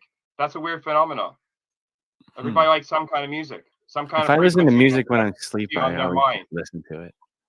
You know. Yeah, I need white noise, or I get like consciously connected to the song and then stay Yeah. away forever. Stay away and keep listening to it. But it That's can what I destroy do. you if you get too repetitive with it. That's the problem. It can be good, but then it can also slow you down because then now you're in the loop. Do you know what I mean? Does that make sense? Yeah. Oh, Yeah. absolutely. It's I know, all I about farted. tuning in or tuning out. You know. So, That definitely happens quite speaking often. of tuning out, Oh. Thank you for joining us. That was impromptu, but always.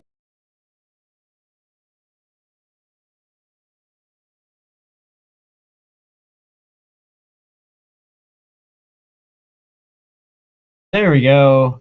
All right, so that was the Science of Sound episode 3 that was playing there with everyone. So next up is going to be the Science of Sound 432, of course, reference to the Schuman Resonance, and it will be with Rex Bear of Leak Project, Jeremy Rys again, Jeremiah Pop as always, Michael Boyd, most likely also Mike Faraday Research, Ominous, myself, and Autodidactic. One packed room that it's awesome what this is evolving into, and that it's going to be live on all of their channels respectively on YouTube, and that is 750,000 subscriber potential reach of viewers on this episode 432 hertz that is going to be, and all of these Science of Sound episodes over the next couple months. Myself with Cambell, we're going to be editing them down to about hour and a half, 2 hours probably long each, from their original 3 to 5 hour lengths.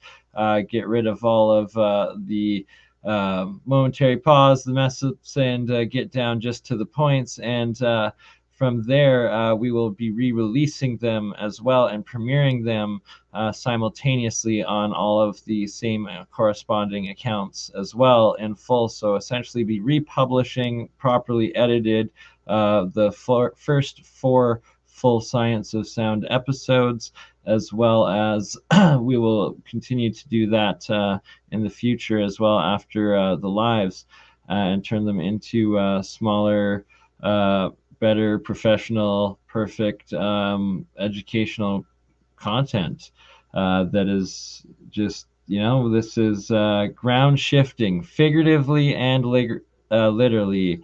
We will be experimenting and making music and technology coils that shake the ground, that move the sand, the water, that resonates the cymatic frequencies within the physical matter that is life and our cells and everything else around us. Most likely just how the ancients did as well. And so another aspect of this technology is the coils themselves, and Ominous there. Ominous, the beatboxer, his actual name is Kenneth Bishop.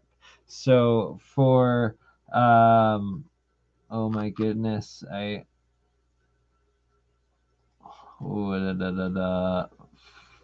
all the times it is. We also have had the entire stream with us, wonderful viewer of a very, very close, similar name, and same last name,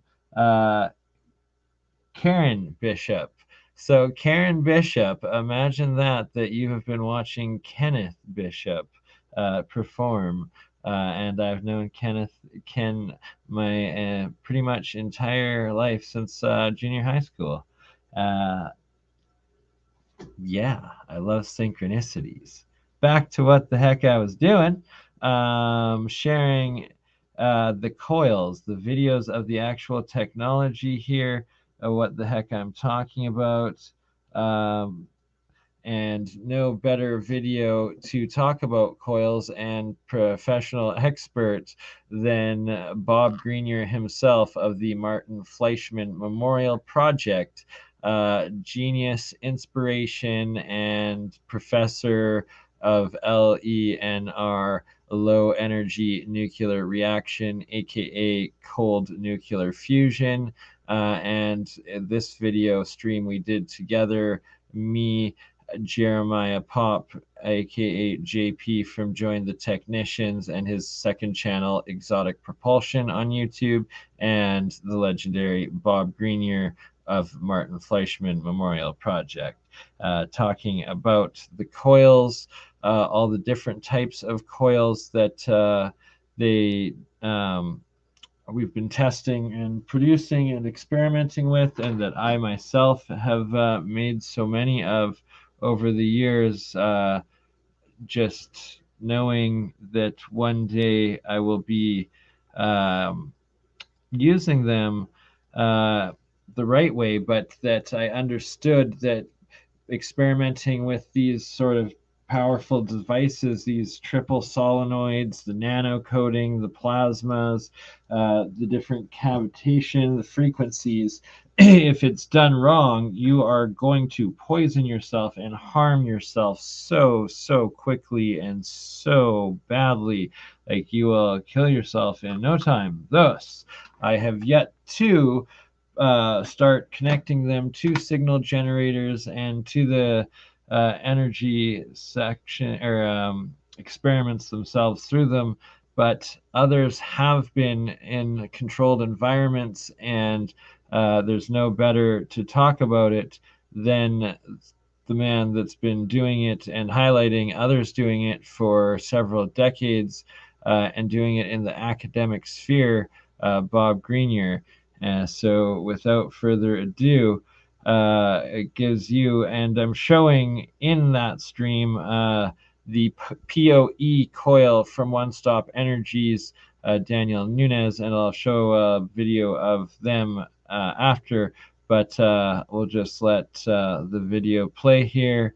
And I also, hopefully in this video, will find the clip where Bob talks about his brother, who is a sound engineer and musician, who we will also have on a future Science of Sound podcast episode, who has actually tuned his acoustic instruments to 432, records them, and then through the actual sound engineering software produces music with the proper 432, and has started experimenting adding solfeggios in properly as well.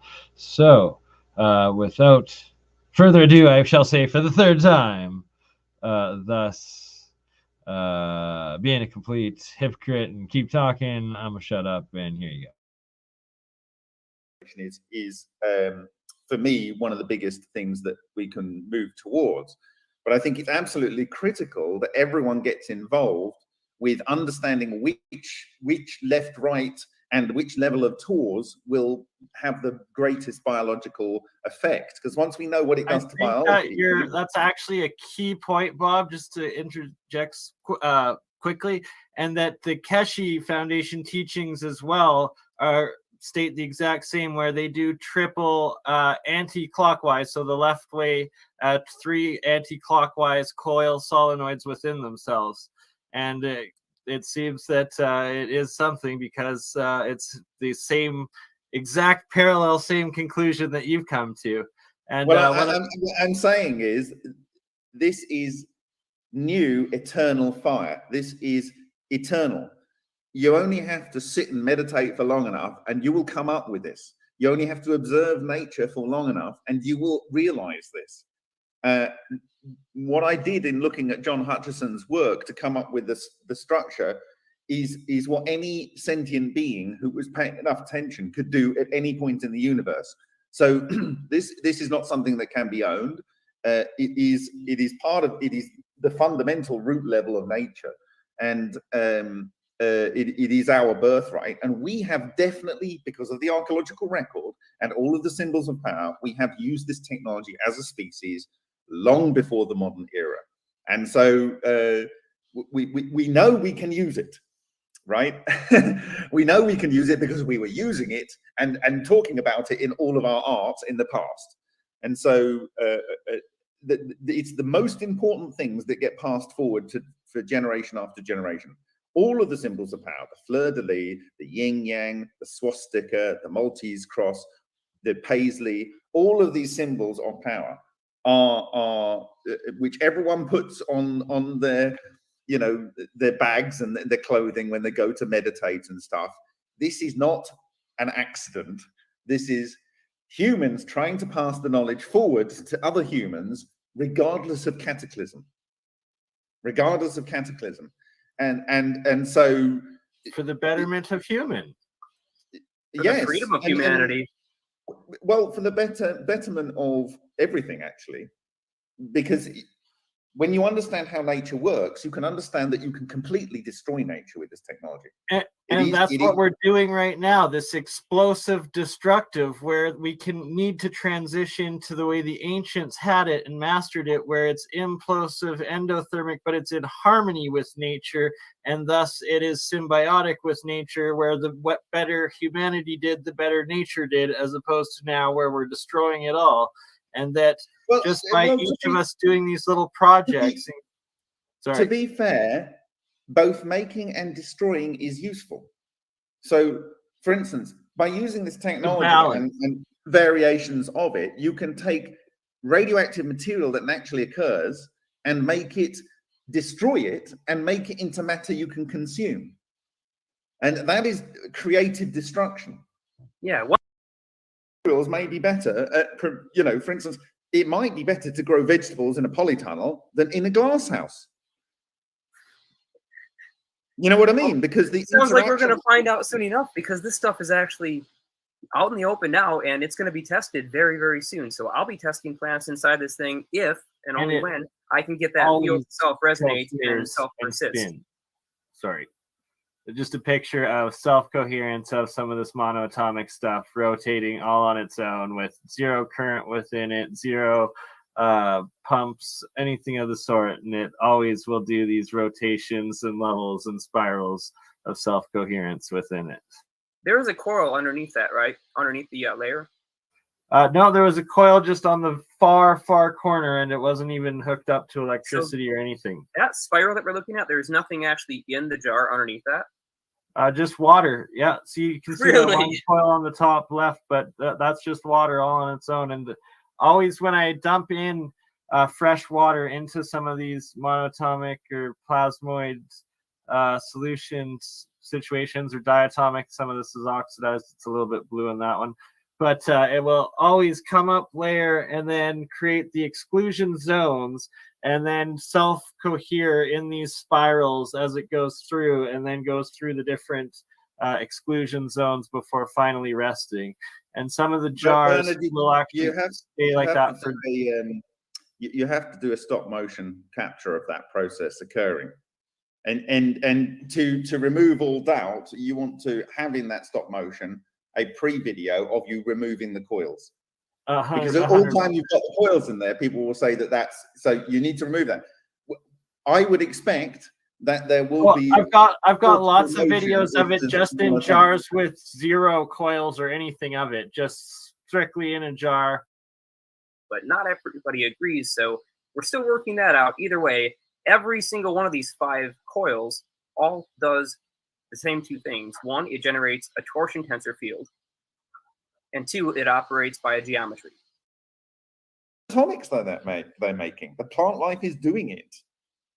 Because they're new, freshly synthesized atoms. So I don't know, but basically for me, mung bean, and then we need to know, because it's as valuable to know what makes them not grow at all as it is what makes them grow. Because what makes them not grow at all could allow people to have, say, let's say you've got a throat cancer, you could have a coil manifold that gets put around the neck, and it's pulsed a few seconds every hour, right? And it prevents the cancer from growing. But that is the negative effect. And then around your femur, you have the positive effect to increase your body's production of white blood cells. And it's a twofer. That's what you meant by the healing tech. Now I understand what you were describing. That makes a lot more sense. As an example. So it's as valuable to know what makes mung bean shoots stunted as it is to know which coil configuration makes them grow fast. Because then you have healing tech. One is to promote the growth of your white blood cells that kill the cancers, right? And the other one is to prevent the cancer from progressing. Done. It's done. Cancers, forget it. It's done. I am so glad that you said that. I'm so glad that you gave an example, because that is tremendous, and it relates once again right back into a conversation we were having earlier today, which I just find fascinating. The synchronicities on these things are starting to get, well, pretty stark, I would say. Pretty stark it indeed. starts to get a bit weird, doesn't it? It's been weird since the beginning of the year. The first of this year was a totally new reality to walk right I've into. always been weird. I love the woo. Synchronicities are what makes the universe go round. I'm pretty What sure are you there's a guys lot blowing more in there? truth in that than you even realizes. Okay, so I'm gonna have to duck out now because I've got. No worries, Bob. Thank you so much for gracing us. It was a pleasure to have you on, and we will keep in touch. And Is the stream going to be shared somewhere? The recording? Yeah, it's being live on my YouTube right now. Okay. And I'll send you the link to it as soon as we're done here. Awesome, perfect.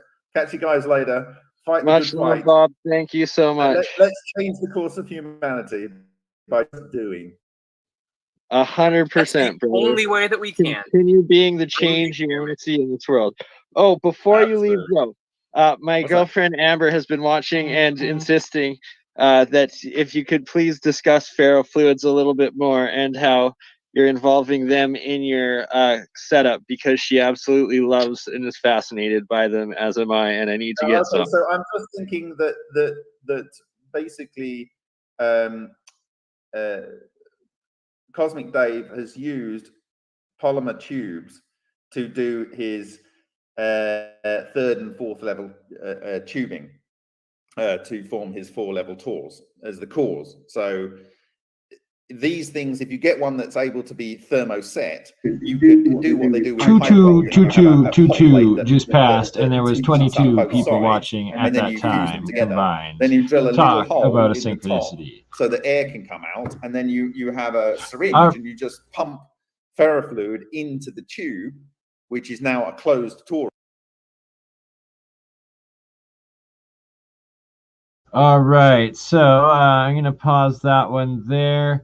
And lastly here, before I'm going to play one last clip of the Science of Sound 4, and then briefly go over the Solfeggio Frequencies, a couple of articles I had preloaded, and then we will call it an end, because I didn't want it to go too far, but 22 with 22. You know me. I don't think we're gonna make it to the 33s and all of that tonight, but or this morning, this afternoon for all of you over, I think in Australia, New Zealand, or what time is it over there? It's 6. Oh, my laptop actually says 5:43 a.m. right now, but it's an hour behind, so it's actually 6:43 a.m. in the morning. But yet another number synchronicity that it always happens when I look at the clocks, and you know, that's when the universe tells you you're doing the right thing. So let's see what we can do. And actually, Esra, now that you are here and joining us live, what a perfect time to play the segment of yours joining us in episode 4 of the original series.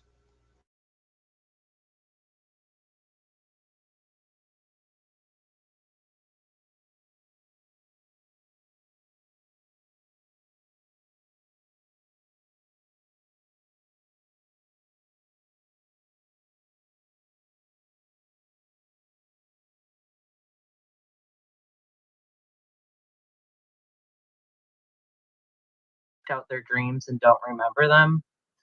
And that's often associated with sleep paralysis. But they won't tell you that most of us have all had sleep paralysis multiple times, because if you do, you supposedly have narcolepsy, and that's not true. I even stumped my doctor because I was like, yeah, I had it all the time as a kid. And he's like, you did? You don't have narcolepsy? So anyway, it's obviously very complicated.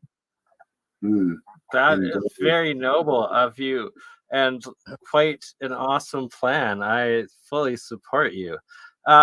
Rex, if you want to join in, I emailed you the link, brother. Feel free. Try her out. If not, catch you next time.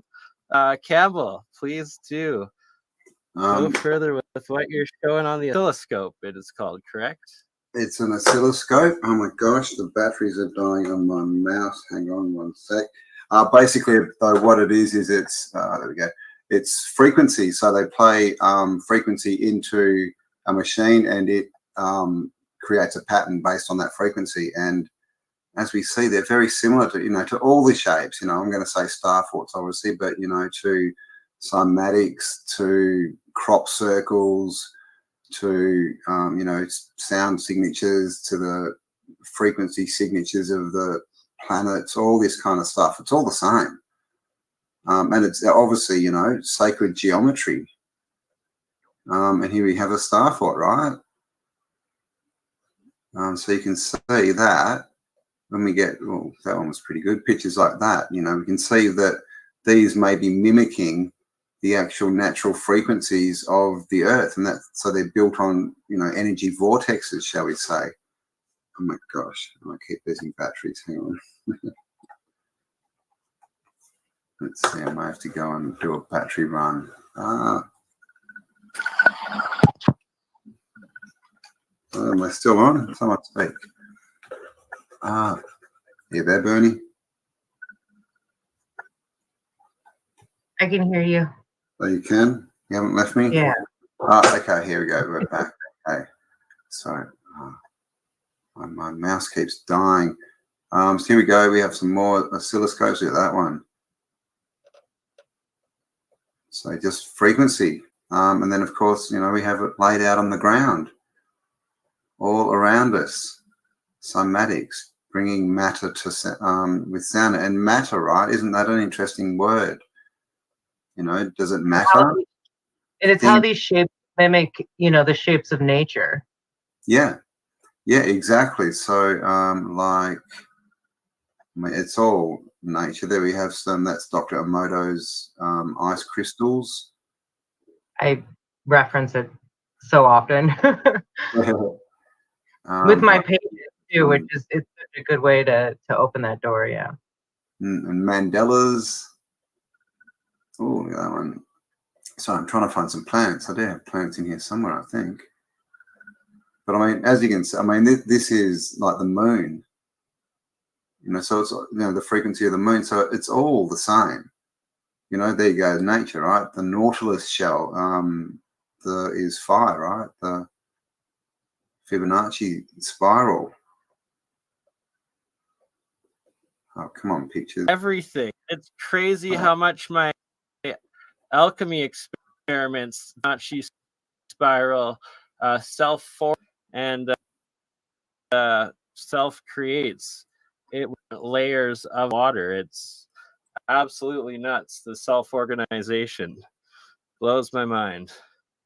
Yeah, JP, you there? What one crazy laser you got, my friend?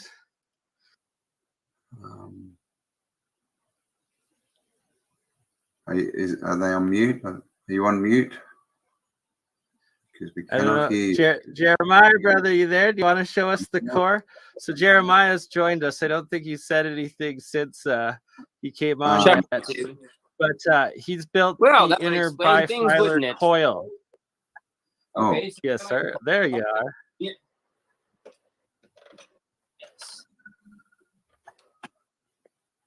So, just verifying, you guys can hear me, right? Yes, we can now. Okay, good. Because apparently, whatever this service is, something new that I've not used before, I had to post-authorize my microphone access, even though it asked me that initially when I entered. I did not bother to check to see if it was still authorized. So here we go. Anyways, let's take a look at Dan's goodies here, and I'll flip on one more light source so we can get a better view. Let me. Don't eat light. All right. That one.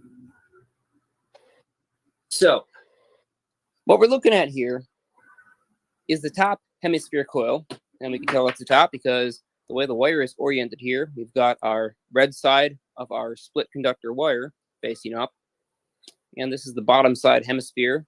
If you look at it straight on, you see it's looking black. So this is where our negatives are all facing down. Now, just to point out, the Earth, the big ball that we're living on, is negatively charged. It's negatively charged to a very high degree. In fact, according to Feynman and his students, when he asked them to calculate out what the potential of the Earth's energy in the geosphere was between the Earth and the ionosphere, his students calculated out approximately 400,000 volts at 700 million continuous watts of downwards pouring ions from the upper atmosphere towards the ground. Now, 700 million watts may sound like a lot of power, but it's actually not. If we consider what we use just nationally, I mean, we're talking many, many, many gigawatts. Or if we were Back to the Future, many gigawatts. In either case, we need a lot more power than that. But a funny little thing happens when you draw power from the upper ionosphere. As you drain the ionosphere and bring those positive ions down and create a nice plasma ionized path for you to tap your machinery into, they neutralize out the localized ground charge, but there are so many electrons capable of separating that as those positive charges are impacting the ground, they actually create heavy isotopes, freeing more electrons to neutralize out charge. And once you drain the ionosphere, it creates more of a positive or more of a negatively charged space than previously, because it's normally highly positively charged. That means solar particles coming in from our sun are repelled. But in this particular case, as we take more of that positive charge out of the ionosphere and it becomes slightly more negative, that means more particles from the sun actually enter the Earth's atmosphere. So it's basically inexhaustible. It's not 700 million watts limit. It's many, many gigawatts that we can tap. Always pouring down. Essentially, this is atmospheric electricity you're talking about, correct? That's right, atmospheric electricity. And all you need to do is tap it with a sharp point sticking up in the air at a very high altitude. Yeah. Well, I mean, there are many other ways. If you wanted to do it Tesla's way, you'd create a giant magnifying transmitter and you would send approximately 40 million volts out of it in order to create an ionized plasma beam that would reach approximately 40,000 feet into the sky and channel down a beam of ions that every half cycle would automatically go into your humongous cupola and tap the ground potential as it oscillated, creating ringing waves between itself and the other side of the Earth that would bounce back and forth, amplifying their own effect. But hey, we're not all Tesla. Artificial lightning that then resonates with the Earth, magnifying the amount coming out? According to the reports from the time, a bright whitish blue beam that continuously roared like thunder was seen and heard from over 50 miles away. Beam. So not a bolt, but a beam. A beam. That's right. It's an ionized plasma channel. Electricity wants to bunch into the most convenient and lowest resistance path. Yeah. The fastest time, if you will. And what it likes to do once it starts to formulate a plasma channel is it will want to keep on flashing. So we've all seen videos of a lightning bolt flashing multiple times. And if the wind is blowing at a fast enough speed, we even get that glory of watching a lightning bolt move from the left to the right or the right to the left. And we get what we call the streamer effect, where you get multiple iterations of the same path right next to each other. Well, the truth is that if you continuously fire that lightning bolt, not maybe 4 or 8 or 15 times, but if you continuously fire that thing 44,000 times a second, well, eventually the plasma is going to become most conductive in the shortest line, which is a line, meaning a beam. And that's the way it naturally forms. It's the easiest way for electricity to leak from the ionosphere down to the Earth, and it takes its shortest path in a very effective way, as nature always does. So, okay, so he was creating a negatively charged space. Ion antenna. Yeah, a negatively charged Yeah, and it was antenna running down the space to middle. neutralize the ionosphere. So is that similar to what happens when it rains? Very.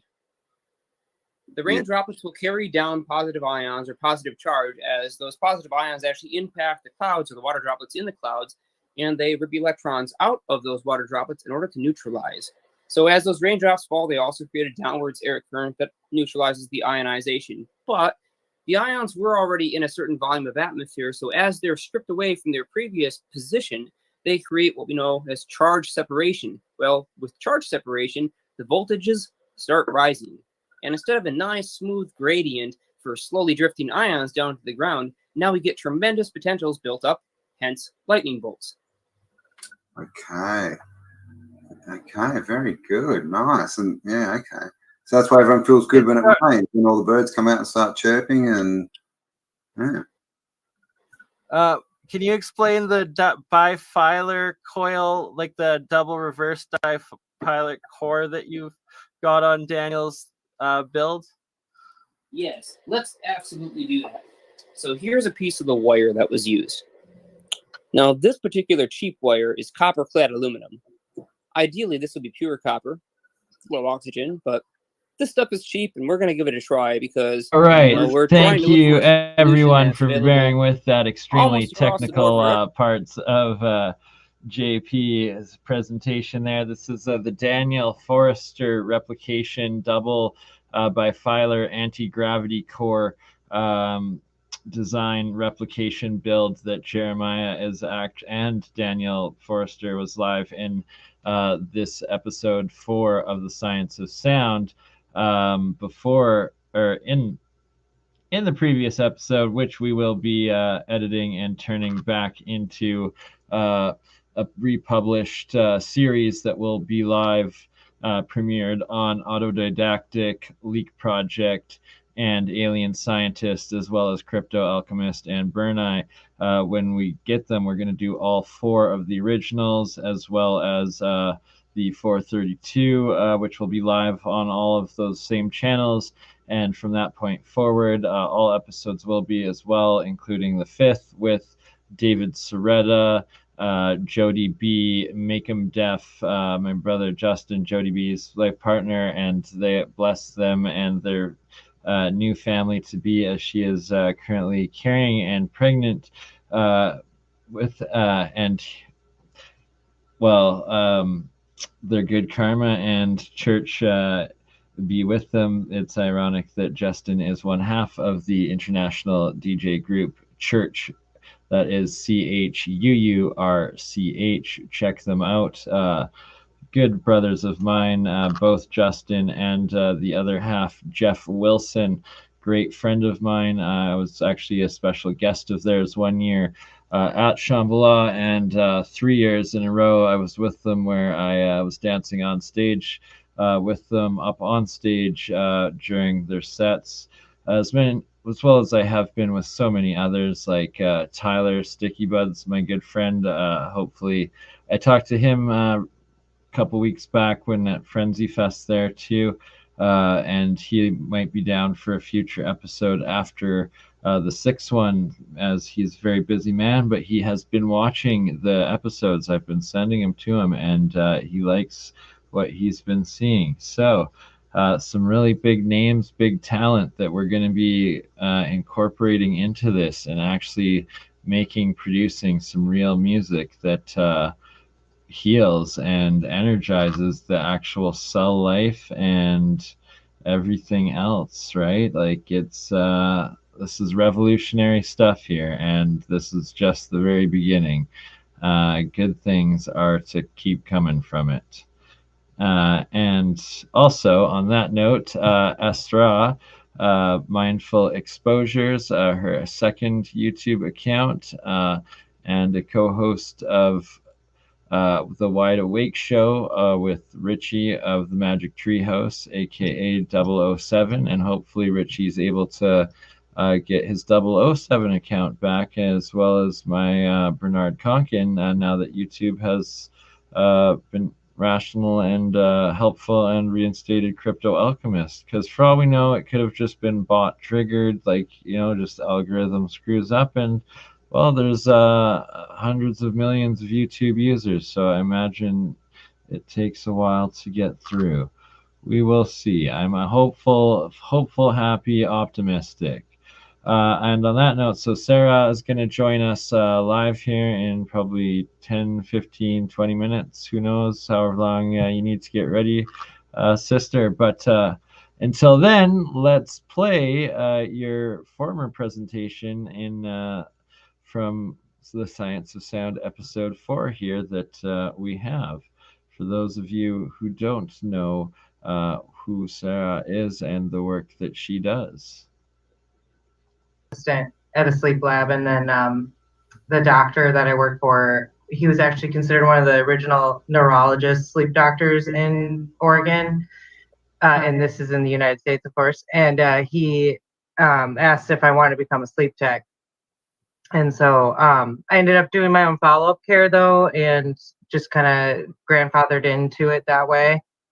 But I got really into, I was already into alternative medicine, but really through my field, because we didn't emphasize any kind of big pharma, any kind of medications. We definitely focused on alternative therapies and trying to get to the core of the problem instead of just providing medications, more or less. But also, like, oxygen, you know, was a very common issue.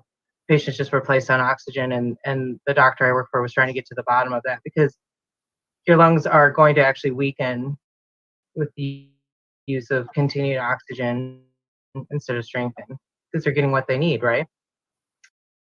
So yeah, That's through very interesting, actually. Sorry. yeah, no, definitely. Oxygen is so key, and in my alchemy studies, it's like as soon as these elements, when they're monoatomic, supposedly they're super powerful, good for you, but as soon as they oxidize, turn diatomic into oxides, they become absolute poison. So very fascinating that if, like you just said, getting to gin as well can become harmful to the human body. I was on oxygen after a few years back, and I couldn't believe how weak it made me. And it got to a point where I'd have to take it off, and when I went to go to the bathroom, because the line wasn't long enough, and I could barely make it out of the bathroom back to the oxygen. I mean, I nearly passed out every time. It's like, yeah, you became dependent on it. You almost forgot how to function. And that's what I've seen myself. And so our goal was to get patients off of that and more or less retrain you how to breathe. And now, I dealt with a lot of sleep apnea, which I'm sure a lot of you have heard, is snoring, and a lot of people end up on machines. And by the way, if you're stuck on one, I'm happy to go over that in detail. I was really good with the mask, but just getting used to it. But regardless, if you really think about what I would train patients how to get used to, it was breathing techniques. And I think a lot of us have heard about Wim Hof. That's just one example, because it goes a lot further back than that. But just doing daily breathing techniques can just retrain everything. Can actually open up your airways. Heard of Wim Hof? Do you mind just giving us noobs a little rundown? And that is absolutely awesome that you're getting people with dependent medications, both like pills, pharmaceutical drugs, as well as just pure oxygen, but getting rid of these dependencies, and that it's as something as simple as just how you breathe, train yourself to breathe and how you breathe, and breathing in resonance, I'm guessing. Yeah. So here's the really interesting factors that, before I get into the other part here, but didgeridoo, so throat muscle exercises, throat singing, our dear BeatBoxer, all of these things are actually ways to strengthen the inner throat muscles. Because I actually went to my doctor, or one of the doctors, excuse me, that I worked for, and I'm like, we're talking about alternative therapies, and I'm like, have you ever taken a TENS unit? If you guys have never heard of a TENS unit, it's something that they use in physical therapy. Okay, yeah, to help relax your muscles and it's like gives it like a vibration. It's really about right flow. It also helps with Anyway. my yeah. Oh, okay. Well, and so similar to sacral stretching, which has a lot to do with the hips, right, in that area. And so you're really you're opening up that area, getting that flow to move. Sorry, now I forgot what I was going to say. More or less, yeah, I totally forgot. It'll come back to me here in just a second. I pulled gold out of an avocado seed. You're doing awesome. Sorry, say that again, Daniel. I'm sorry. I was able to pull gold out of an avocado seed using a TENS unit. Interesting. Can you describe the process on that, please? Yeah, it was years and years ago. I have a TENS unit. I'd have to find my TENS unit and show you the settings. I put it on a hard pulse, and I offset the two patches in a more of a phase situation where they weren't both as strong. One was pumping lighter than the other one, and I didn't write it down exactly what I did, but if I find that unit, I can come on it and show you just by looking at it, the settings on it. But yeah, you should give it a try. Awesome, because like me and Mike have discussed, and I've seen videos of it. A few different groups, they do a type of what's essentially cold fusion, medium fusion, temperature-wise, but using industrial microwaves, melting glass bottles, and there's a percentage they get like 15 or 20% pure gold out of that. And yeah, it's interesting, all these different types of combining high frequency, high energy waves together, and these mass different types of transmutational, transdimensional fields and interactions and stuff that happen. And it's also essentially where consciousness combines in with that same 0 point or dimensional barrier wall fractal into the higher dimensional realms. And yeah, it's one massive universal Pandora's box that we are trying to figure out together, really. And I remember I was going to talk about balance a little bit, because you were talking about like having too much of something. It's sort of when I talk about using apple cider vinegar as like a natural way to help you detox. But if you take too much of it, you end up becoming acidic, even though it's supposed to be an alkaline, right? And but yeah, with the TENS unit, I do remember I was asking my doctor if more or less he had just used a TENS unit to stimulate the throat muscles and mimic the ability to just stent it open, because that's really what we were doing with a lot of these devices. We're just trying to retrain the lungs how to breathe and stent and open up airways that are issues for some people, where you would consider surgery in some cases. But I just saw a lot of inflammation, which obviously it's associated with a lot of the diseases that were coming in. I also saw a lot of anxiety, which I want to get into because that's my connection to the frequency. And a lot of the training that they're doing now is something that if Kevin's on, he's aware of this because he actually did this himself, but there's something called binaural feedback. And it's light and sound therapy where they're using different pulses and vibrations to retrain your brainwaves.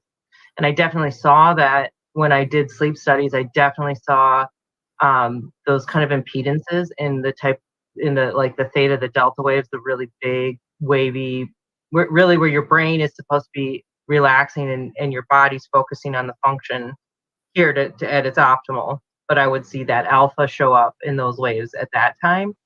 And that's where you see that anxiety. This is freaking awesome. Just explaining a little bit of like the difference of the different types of waves, and I guess the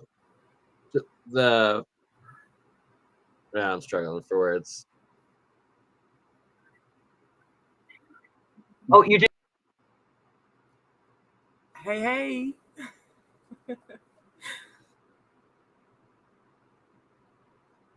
Bernie. Am I muted? Hello, how are Okay, you, Sarah? For a second, I was like, "Oh crap, my audio's all effed up." Good. How Oh, are you? I'm good. Good. So, yeah, the science of sound. We're turning it into something special here. Yeah, it's pretty exciting. This is actually, this is like has a huge reason as to why you actually hadn't started the science of sound, but you guys were touching on these subjects, and that was a huge reason why I jumped into your chat. This was like 6 months ago. Through that, I've met Richie, and since I've been on Bernie's show where you just showed that, I'm co-hosting with the Wide Awake show, so it's kind of a funny turn of events how it's all come around. But I love what you're doing, Bernie, and this is what I've been telling people. Some of this information we're discussing is pretty crucial, I think, to the future. Absolutely, sister, and right back at you, right? Because it's like we're making it practical, putting your university and your practicum to use, and at the same time multimedia and helping each other out and turning this into something that it's what's awesome too is that with what you're doing with the Wide Awake show, and then like everything I'm doing with Leak Project, Cambell, AlienScientist, APEC, and Richie originally, and Callum originally, with the weekend at BernEye's, where it was originally 48-hour weekend streams, that realistically we're going to be able to start doing that again within, at least by the end of the year. And it's going to be like actually a professional production that who knows how far it's going to go. Hi ho. That's really hello, exciting. hey. And that's the thing, like with our ideas for some of the research we want to do, really just need to find a place now at this point to have a research lab, because of all the different research I want. Like I could see you having, and not to say that we'd necessarily are all going to end up in the same place, but I just see you having your own, like what you have now, but just, bigger with more options for experiments. But I definitely want to utilize some of that to experiment with the healing capabilities in all kinds of different environments, which I think is all going to end up coinciding. So this is beautiful. Oh, exactly, right? And it's like now collaborating with like John Hutchinson to come, and like Bob Grenier, and like so many others, that it's like, well, we're actually going to be able to like replicate whatever experiments we come up with also in their labs, which are like the top of the line, best access in the world, that like we are going to be shaping this realm in no time and doing it through these frequencies. And it's that like so much of it, this woo woo, or like the new age, or what's known as metaphysics, like what I have right here. Like I'm trying to, before I went live, I just pulled up several articles on the Solfeggio frequencies, and it's like it's always connected to these chakras, but it's actually like scientific notes and like Hertzian waves that they have connected to it. That it's like where's the level of real science, and then what is speculation, and what ancient knowledge, and passed And is it down technology intertwined, but far too often it's misinterpreted in people's own expressions of it. Yeah, and the other thing that I have some conflicts with is I still feel that not everybody's the same, but because sort of like food has frequency, right? But food all sits with us differently. We have different reactions to it. So like, what is our internal tuning? Do we need to look at that more independently, or is there a way that we are able to bring it together? But I still see us all having, if there's any truth to what our purpose is here, is us all having specific energy frequencies for a reason, to sort of like fit a puzzle piece to like Yeah, I get that it may not be perfect mathematically, but there is something to that continuously over and over and over again that we keep seeing. So just to at least be able to test these theories, show that that's the case versus it's not. Because I feel like remember I was talking about this idea that what if it's a ratio concept? So that list you showed, maybe it's more in depth than that. And then what if somebody needs one area versus another? They don't. But is it like a chakra stepping system? Are you supposed to start from a lower root chakra and then slowly like work up, or does it have to go that way? Because like Calum and I have talked about with the German new medicine theories and polarity, is it a little bit more complicated than just activating chakras? Like, yeah, that helps, but we're talking about like people who have major conditions too, like ALS. Right?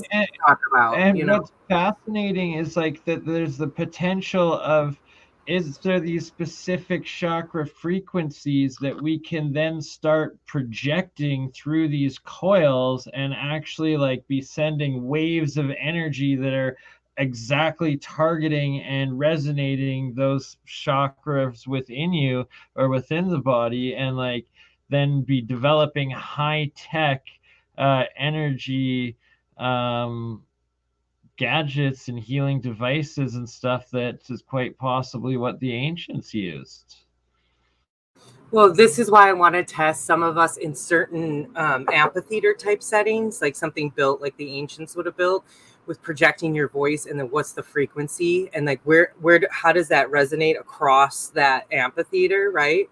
Like the hypogeum, my God, that thing needs to be studied a lot more, but it's like, I'm scared to go down there. Are we going to get abducted by a bunch of long-skulled like robe wearers, or what's going on down there? Who knows?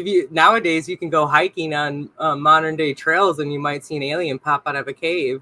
Have you heard about that footage? That guy, I didn't even watch it because they're like, yeah, you can't really make it out. So to me, it's just like another clip of somebody faking a ghost or something like that, because I'm very much, I could go on and on and on and on about that, but I do feel like there's a lot of manipulation with tech nowadays, and fake aliens and fake ghosts kind of stuff. So that's all. That's hilarious. I said that. For sure. It's like anything that looks like it's a movie production is movie production, most likely. Exactly. Yeah.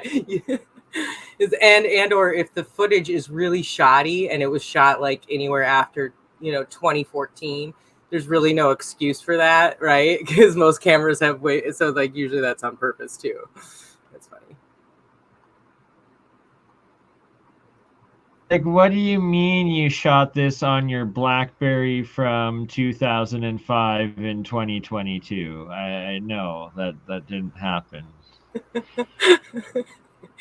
Exactly. All right, so let's play. I'm gonna play this clip here for a second. See what this article. It's like perfect. What do they have to say about it? And because like this is great. We could get into this later too about how to properly set up our devices. Like I've done some reading on because ultimately I have to set it up in Premiere Pro when I finish the video. Because you can set it to 432 beforehand, but once you import that audio into the video, it's gonna sample rate, right? Is gonna be different, and it's very. So you have to go in and really like dissect it. You're bang on with that. And earlier in the video of this stream, I played a clip from Science of Sound 3 where Narb's World's talking about that, and Bob Grenier, his brother, specifically actually produces the music properly, and we're going to have him on a future episode as well to go over exactly that. Great. And let's pull see my guitar. if any of you covered in these videos. What if Richie and I could tune our guitars? Maybe not live, but that would be cool if we could do that. And then we can, cool. That sounds great.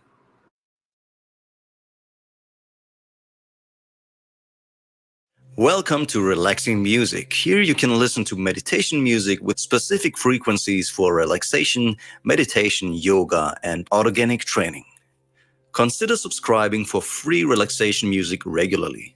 Today, let's take a closer look at so-called Solfeggio Frequencies. The Solfeggio Frequencies were introduced in the book Healing Codes for the Biological Apocalypse, written by Leonard Horowitz. In his book, he writes that even the early Catholic Church knew the solfeggio frequencies and their effects. They were used in spiritual music, for example, in the Gregorian chants. How do the solfeggio frequencies work? According to Horowitz, the solfeggio frequencies are based on the physical fact that all matter in our universe vibrates at a certain frequency. This fundamental vibration of matter and the human body can be influenced by having matter confronted with a different frequency. Alternative healing methods also use this principle, for example in homeopathy or bioresonance therapy. Horowitz's theory says that even different states of consciousness can be achieved by listening to the frequencies for a longer period of time. That way, self-healing powers of the body can be addressed. The 9 solfeggio frequencies and what they're used for. 174 Hz. Connect to Earth, relieve pain. 285 Hz. Visualize better, manifest thoughts. 396 Hz. Free from guilt and fear. 417 Hz. Facilitate changes, break away from traumatic events. 528 Hz. The miracle frequency, repairing DNA, finding self-love and self-esteem.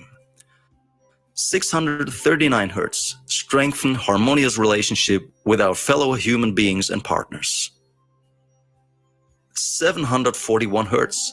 Awaken intuition and instinct. 852 Hz. Find your spiritual order. 963 Hz. Stimulation of the pineal gland. The original solfeggio frequencies consist of only 6 tones. Based on the pattern of how these frequencies are built on each other, you can calculate even more tones. There are 3 frequencies which can be calculated below the 396 Hz and infinite frequencies above 852 Hz. Thus, 3 new solfeggio frequencies have been established: 174 Hz, 285 Hz, and 963 Hz. How to choose the right frequency? Since there is no scientific evidence for the described effects of the frequencies, I recommend you not to rely 100% on it. In my opinion, listening to the frequencies and finding out yourself what you feel seems to be the most reliable option. Here are 2 ways you could choose the right frequency for you. I would like to emphasize that this recommendation is my personal experience as a musician and not a scientifically proven approach. Possibility number 1. If you've been into yoga before, you might have heard of the colors of the 7 chakras. The solfeggio frequencies strongly remind me of this color theory. Colors can be assigned to frequencies. For example, the color red has a frequency range of 430 to 480 terahertz, while blue moves between 610 to 670 terahertz. This means that red has a slower vibration than blue. It's the same with sounds. Low notes swing slower than high notes. The solfeggio frequency 174 Hz sounds the lowest. 963 Hz sound the highest. Each solfeggio frequency is assigned to a chakra and to the color of that chakra. If you already know which of your chakras is unbalanced, you could now use this info to choose the solfeggio frequency that fits to your state of mind. For example, you want to work on yourself and improve your tolerance and communication skills with the people surrounding you. This is what the heart chakra stands for in yoga. And connected to that is solfeggio frequency 639 Hz. For your meditation, you could now select music with the frequency 639 Hz. Possibility number 2. As we learned earlier, colors and tones have different vibrations. Deep sounds are soothing to us, while high notes awaken our attention and activate our senses. In other words, the deeper, the more music is physically perceptible. We literally feel the bass in our stomach. The higher the tones, the more they are perceptible to our conscious mind. Are you a person who likes to touch things? Someone who has to feel everything in order to feel good? In a meditation with one of the high solfeggio frequencies, you could now work on your less active chakras. Are you a person who likes to think everything through in detail before you take an action? Are you better at logically grasping than in feeling your presence? Then the lower frequencies could help you compensate your hyperactive conscious mind and activate your lower chakras. These were just two general examples. If you practice yoga or meditation, you may already have an idea which of your chakras might need more of your attention. If you choose exactly the right frequency or not plays a minor role, in my opinion. There are no harmful side effects while listening to music. So even if you are completely wrong with your choice, any meditation with any frequency is still better than no meditation at all. There are lots of other frequencies besides the solfeggio frequencies. For example, music in 432 Hz. No matter what frequency you choose, almost every music is more pleasant than 440 Hz music. A very harsh sounding and randomly chosen instrument tuning. This standard pitch was decided in 1939 and has been used to unify musical tuning worldwide until today, simply for the sake of convenience. Scientifically, it has never been proven that the solfeggio frequencies are truly healing music. But I believe that the use of certain frequencies really makes a difference. The good thing is, you can't go wrong with using them. As mentioned before, you have no risks or side effects. So why not use them as relaxation music and maybe even benefit from them? How to hear the solfeggio frequencies. An important aspect when hearing any genre of music is the choice of speakers, especially in relaxation music based on the use of certain frequencies. Please do not listen to relaxation music through the tiny speakers of your smartphone. This is increasingly being practiced today, although music of any kind requires a wide frequency spectrum in order to sound full and actually have an effect. The tiny speakers of smartphones have an extremely narrow frequency bandwidth and can only reproduce a cropped version of your music. Especially the important low frequencies can't be reproduced correctly. Smartphone speakers may be suitable for quick listening to a podcast or news, but they are not made for meditation music. However, it's absolutely okay to listen to relaxing music on your smartphone if you use headphones or external speakers. Are you going to try the solfeggio frequencies or have you already tested them? Let me know in the comments below. What do you think of the solfeggio frequencies in meditation? Am I actually If you have subscribed to this channel, you're already hearing that free high-quality relaxation music on a regular covered basis. so much of Thanks for that, watching and have exactly. fun with the music. Everything that we have been talking about, that's something else. Hi everybody, this is Alex from mixingmusic.website, and in this video I want to talk about the solfeggio frequencies. I want to show you how to use these frequencies, and I want to talk about how these frequencies, how this music was produced. I want to give you some insights. If you haven't downloaded the free 528 Hertz frequency yet, you can do that by clicking the link in the description below. I'm giving you the solfeggio frequency 528 Hertz for free. Now let's go into the production of this music, and I'm gonna give you some insights what you should concentrate on, what you should focus on when purchasing such a music, no matter if this music or any other solfeggio frequency music in the internet. As you can see, I'm here at my working place, at my studio, at my desk, and I've opened the program where I mix the music together with the frequencies. And now let's hear the frequencies one by one without any additional music.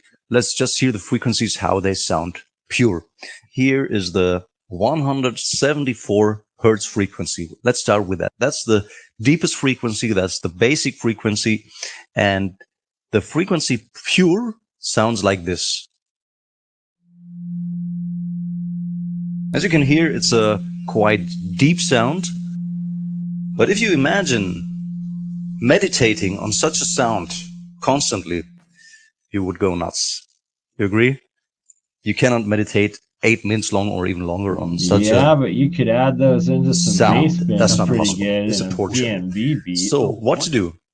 To meditate on a certain frequency, you should mix the frequency with some additional sounds so that you don't hear the frequency in front, but subconsciously in the background. For that purpose, I use some nature sounds. And as you can hear now, it feels a little better. Here's listening to it is easier. If you mix that with a bass now, where is the bass? Here. Then you see the frequency gets more and more unhearable. It's there, it's the same loudness, but in the background. It works more subconsciously. Okay, so some of Because them are the bass just is louder than the actual frequency. blending And now if into the we add background more and then sounds, using it as for example, strings, background white noise frequency. you can feel that the frequency is going more into the background. It's there, the vibration is there, the feeling is there, but you don't hear the annoying frequency itself. And in ancient times, they might have I did produced actually this kind of frequency feel that by a hitting little some bit. bowl It or felt some like it bell was resonating in my that spine, produces to be this honest. special frequency. And that way, of course, it's much easier, or it's even a pleasure to listen to that pure frequency. But if you produce the sound technically, then you must mix it with some music and other sounds so that it blends together and that you can meditate on it with a good feeling. So let's listen to the music again. And that's the 174 hertz frequency. Personally, I feel grounded when I listen to this frequency for a few minutes. That's what I have The next up right frequency, now, Bernie, to share is that information on the Rife machine, because that's exactly what Aaron's talking about. Okay, is yeah, how to get rid we'll of do that cancer. as soon as this Oh yeah, see no, it we sounds a don't little have to. We higher. can do it another time too. Oh, no, Deeper no, the we can get frequency, it the done. deeper the sound, the higher the frequency, the higher the sound. And at the end, we'll see the frequencies really get high in tone. You cannot listen to them alone. It really gets annoying. So, but blended together with music, it's nice. So that's the 285 hertz frequency together with some music. And if you add a little more to it, now you have an Om sound and some oriental instrument. It's the koto. Then you see the frequency is in the I can background. actually It's feel there, it too, and I do have it but playing off it's some pretty overtoned by decent the waves, speakers, by the bass, and you can really go into the vibration without it getting annoying. Yeah, I've always noticed the difference since I've been more in tune, and I do listen to those. There's a lot of really good And the 280 Angel Wings has sent. Sorry, I didn't mean to be talking over that the whole time. Angel Wings has sent some really good links on some because there's also something called binary beats, which I don't know if people are familiar with. This kind of coincides with what they're doing with the bioneurofeedback, and this is for mental health. But it's all kind of connecting because it's actually all about rewiring the brain activity, and that coincides with pain as well. So what I sent to you was this information on the Rife machine. This is something that Kevin Calistoga has talked about on your channel before, because he's a people few times. who are familiar with this, and this is a concept of using electromagnetic energy waves, or he's used low radio waves. He's used what was the other thing? There's something else I was thinking I was going to say, but this is that idea that they've done this with vibration and other concepts for breaking up cancer cells, or I'm not a big germ theory person anymore, now that I've seen enough, but to break up what more or less is cancer, germs, bacteria, that kind of thing.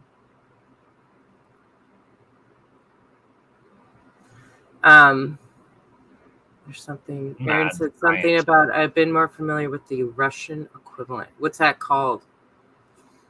Oh, I can't think of it. I know what you're talking about. I don't know the name. You're gonna have to look that up. You're good at that, but I'm gonna let you keep going here for a couple minutes. Oh, don't stop sharing. You gotta keep Oh, sharing. sorry. You gotta lead the show for the next 5 minutes while I quickly. Okay, well, I'll do some sleep stuff because I've been hearing more people want. So I'm going to take sleep questions. So if anybody wants to Perfect. ask me a question about their And sleep, I'm gonna get crypto BernDer, my Fembot, my trans Fembot, crypto Jesus. girl. I don't know the pronoun for her. They. They, yes, they indeed, yes. There we go. Yeah, so I let you take it away. But if you need to share the screen, let me or open it now so I can get it so you can share. Oh, okay, yeah. I'll just Yes. open this back up and then that way I can flip. That's a good idea. This is like stuff I still had up from our show yesterday. Okay, anyway, there you go. Thank you.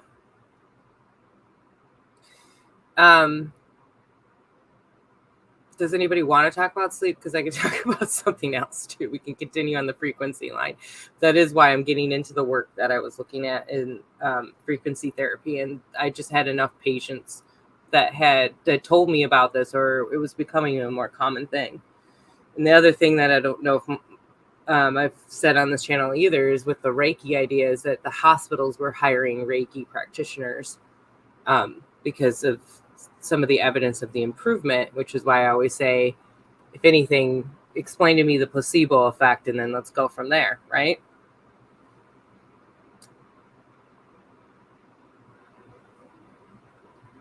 I'm reading comments a little bit here. Okay, so I'm going to butcher your name if I try to say it. Marumali girl? And MN, does that mean Minnesota? I thought maybe I saw you were from California. Not that that matters. But anyway, just thank you for leaving your question. So I have mad insomnia and wake up every few hours during the night, but I sleep great during the day. It's terrible. Well, one thing I'll say is we put a lot of stress on our sleep. So when we don't coincide with the same sleep schedules as other people and what we've been sort of indoctrinated with, then that I think causes stress because it's about being a part of the group. It's that social concept of it. So if you feel like you're not being social, right, that makes you feel left out. So this could be complicated in the sense that there is actually a circadian rhythm set up with you that you are geared to sleep. Actually during the day, which I did have patients, usually they fluctuated. It was usually like a seasonal thing, but I do want to keep in mind with you that what I'm realizing more and more, especially about women and our health complications, are usually very correlated with hormones and our cycle. And that's something I also want to do more experiments with and talk more about, is this well-known cycle ebb and flow concept that we have, that we know that affects us in many different ways, and even men, and obviously they run in a different schedule than we do, because we're very cyclical with the moon, but that has a lot to do with how things change. It also has a lot to do with like why your sleep schedule will change as well. So what I'll tell you right now is that my schedule was has been pretty much like an 8 to 4, which is really early. So I have I have advanced sleep phase.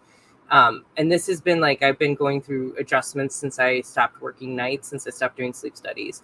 But I slowly but surely worked into this like 8 to 4, 9 to 5 schedule. Well, in the last couple of years, because I would probably say I've had more exposure overall to electronics because I was seeing patients more face to face. I didn't actually like to use the computer to take notes while I was talking to them. So I still, old school hand wrote my notes, and in exam rooms that didn't have that in there. So I wasn't around electronics, surprisingly, because I wasn't running sleep studies either as much. And so I think that transition of me coming here, I do think there's a big importance. We know the significance of grounding and the research, the science that's been done behind that with scans and the inflammation reduction. And they're showing that, we know the correlation with inflammation and everything. And if your blood flow is not going because of that, you can imagine the disruptions that are going to happen. So anyway, I'm going on and on about this, but what I want to get at is we could get into it more about ways to try to help you reset your schedule. But one of the things is to just start not stressing about how you sleep and just tell people this is when I need to sleep and that's how I need to sleep.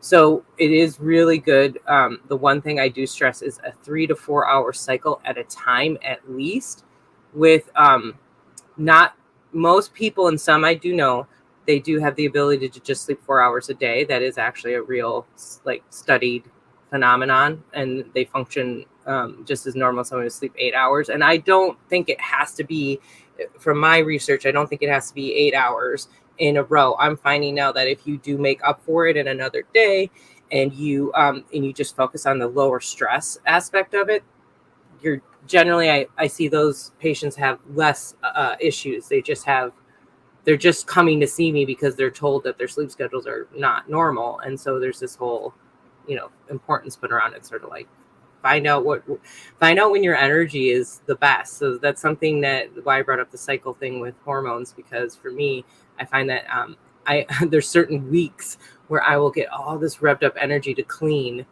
and other times I'm not nearly as intricate on it, or as, like, my energy is just not there to be able to just go. Some of that could still be an imbalance. I'm figuring out some of those things, but I've done all kinds of different alternative, and I continue to, because I want to be able to teach that myself and also become a practitioner. Okay, so anyway, yeah, okay, good. So if you are feeling rested, big thing. If you are feeling rested when you wake up, you're not feeling excessively fatigued. Also, if you wake up not feeling angry, that's a good sign. If you're waking up right into anger, sometimes that can be a sign that you're not sleeping as solid, but not necessarily. I mean, I have moments. Usually it's when it's like when I wake up later than like if I wake up at 6 a.m. instead of 5 a.m., because that's usually the latest I'll wake up, I do find I'm a little irritated. I think that's partly because I like to have really quiet time. So that might be part of it, but just work through it. Oh, I have endometriosis too. So what I might recommend you consider is looking into blood flow. My problem actually ended up being connected to my digestive system, which was something that Western medicine continually failed me on. Every time I would see a practitioner, they had like 5 options. It was like they read it out of a book. They said, this is what we can do, but really there's really nothing we can do. Just take ibuprofen. Just shove that ibuprofen down your throat. Otherwise, we'll give you something stronger if you want. And yeah, it might, hurt your liver, but go for it.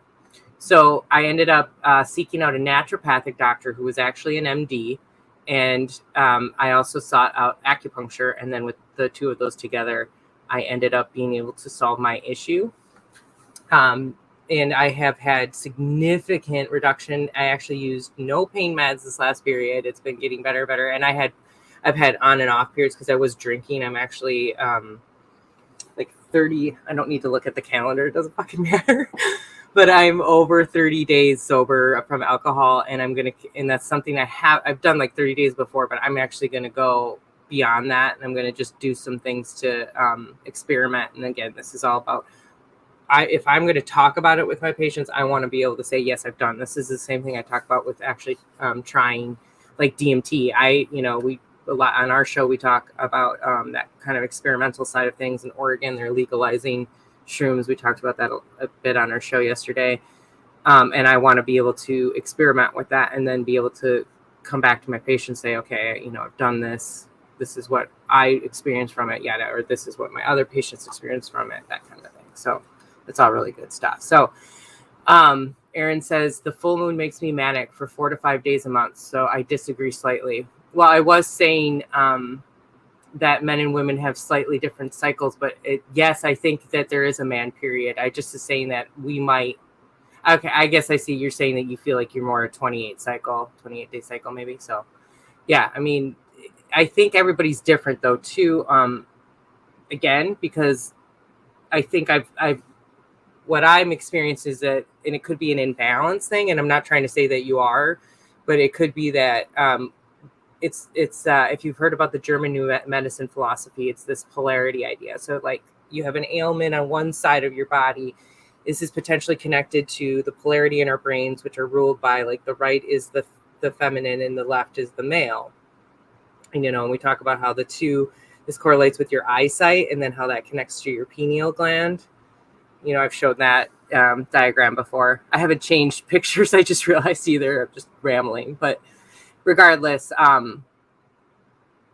it can be a little bit complicated, I think, in that sense. And so I'm personally seeing that I think there's an imbalance in our feminine and male side, which I think I'm experiencing myself, which is why I think I've experienced fertility complications. Not that I've like really gone into it or seen specialists on it, so I don't know the extent of my complications. But I do think that my history with my mom and my mom's generational trauma, right side of the brain, I had injuries I had a knee injury on the left side of my body very early on, and the complications I have with my fertility are on the left hand side of my body. It's actually my colon that sits right over my left ovary. So that's why diet for me and other things are really important, because that really helps me with that cycle. Right. And it's a mixture of like this Eastern medicine, and it's also like through ancient Germanic, and it's energy and the Tai Chi, all of so it. That polarity thing I was saying is the same. The Chinese medicine has a very similar map layout. If you look at the acupuncture points, you actually will see that there's a lot of like cross referencing as far as what the problem actually is. So that's dead on. And if we know that we're electromagnetic beings, then wouldn't this just be electric synapses that need rewiring, which to me actually comes down to flow. So if you kind of you get things flowing. So somebody posted earlier, and I apologize for not pointing it out, but they said they were sort of saying like amen and like in the times of when we used to sing and dance. And that's another thing I've talked about on our show all the time. We used to sing and dance a lot more. And the whole vibration of our body and just like shaking things up and allowing for that balance to happen. And then the singing thing. So a lot of our sleep issues are stress and breathing. And this is where like the didgeridoo, throat singing, what ominous, I guarantee he probably sleeps really well. I think I asked him that because you can hear it when he does his routine, or when he does his music. He is really using that. And that's something you can practice with too. And that's something I was talking about the other day, is like when you sing, your singing teacher used to tell you, stop singing from the nose, sing from the stomach, sing from the belly, really protrude it, and from the throat at the same time. So you're working those inner muscles and everything. So we are at 3:27. Let me and I can do more of this, guys. We're on what, 6-minute countdown? Less than 6 minutes. 5-minute countdown, everyone. Oh no, I lost the banner before I created it. I was creating a video summary, play at the end banner. Son of a gun. Oh well. But yes, good point. We are coming up to the end of today's stream. We love you all. We're going to end at 3:33:33, just because, well, synchronicity, and I do need to get to sleep as it is 7:48 in the morning. So as we're talking about sleep, I was yeah. going to say you and Aaron, most likely, because you guys sleep in like there's days at a time you don't sleep. There is, and it's not necessarily killing you. So I'm not trying to say that when I say this, because I actually believe the power of intent is incredible, which is why I talk about just don't put stress on your sleep to begin with. But there you probably have a complication of alpha intrusion, which is really where we need to relearn how to calm down our brain activity. And this is more and more common. That's all I wanted to say. This is why I'm such an advocate for pushing for alternative therapies now, because I saw it so much. And then the thing is, you're starting to see it in the kids, and it's really obvious. I don't really need to get into the details, but the kids I'm seeing it in the lifestyles that they have. So this is just something we need to keep in mind. We can have a balance. We can still use technology and have a balance. And it's really just like, if you go outside every day and walk barefoot for 20 minutes a day, you will probably start noticing a difference without changing your usage with computers. So just don't take your phone, don't take any electronics, just put your feet on the grass, not on the gravel, kind of a thing. Exactly. Ground you don't yourself, even shut hike. the mind off. Like, you have to learn. Like, I can't play TV videos like before sleep. Like, I'll stay awake where Amber, it puts her right to bed, and then like so I'll read a bit, and reading usually it'll keep me up a little bit, but then it'll put me to sleep. The That's other my half of the timer eventually, right? Until That's my my mind for settles sure down. way.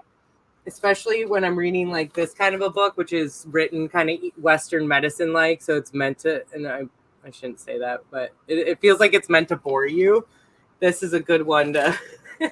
Right? That's Yeah. I No, have double feel ya. vision, so my eyes get tired really easily, and that's a really easy way for me to sleep. But we'll talk about that actually. We're gonna that's a really good thing, and I've taught, and me and Callum want to do this really cool book. Me and Callum want to teach techniques, so I'm gonna do this more with sleep oriented as well. So we'll do that. But in the meantime, Yeah, I see 100%. angel That's wings. actually a good way, probably a good experimental first track too, is to come up with one that's aimed for like meditating sleep, and then also get you eventually to be able to like do tests measuring the different types of brain waves or energy waves that it's specifically putting out when we put these frequencies in. And I think we can get I can get really basic sleep testing devices without having to get super fancy. I would like to have a mild EEG set up so I can see the brain waves, but I am able to tell when someone falls asleep just by their breath rate. If I know them already, if I've already seen a sleep study of theirs, I can tell just by looking at like a respiratory and EMG monitor. So I can't wait. These are things. So I'll talk about this more because I am seeing a lot of comments about just, you know, like I get this amount of sleep, and see Rick Callahan says 4 hours and I have lots of energy. So that might be a case where you only need 4 hours. Some people actually just have such hyperactivity too in their brainwave activity that they're not actually aware of how tired they are, and it sometimes ends up manifesting something later. I'm not saying that's your case, but it's easier to change than you think, but it does take patience. And it is usually stress is going to be like the number one backlying layer. So we'll talk about that later. And it's 3:32. It was 3:32:33. So Indeed. We are exactly a down minute. to the last minute of the stream. We love you all. To be announced, and I will be scheduling in the coming days episode 432 with Rex, Jeremy, and Campbell, myself and Ominous, as well as tomorrow night I'm live with Campbell on Autodidactic and these two channels. So we will be back then tomorrow. Check out myself, Campbell, and we will be doing a little bit of this and some of the star forts as well, and the Great Wall of Tartaria Part 2. And on that note, goodbye, good day, good night. Love you all.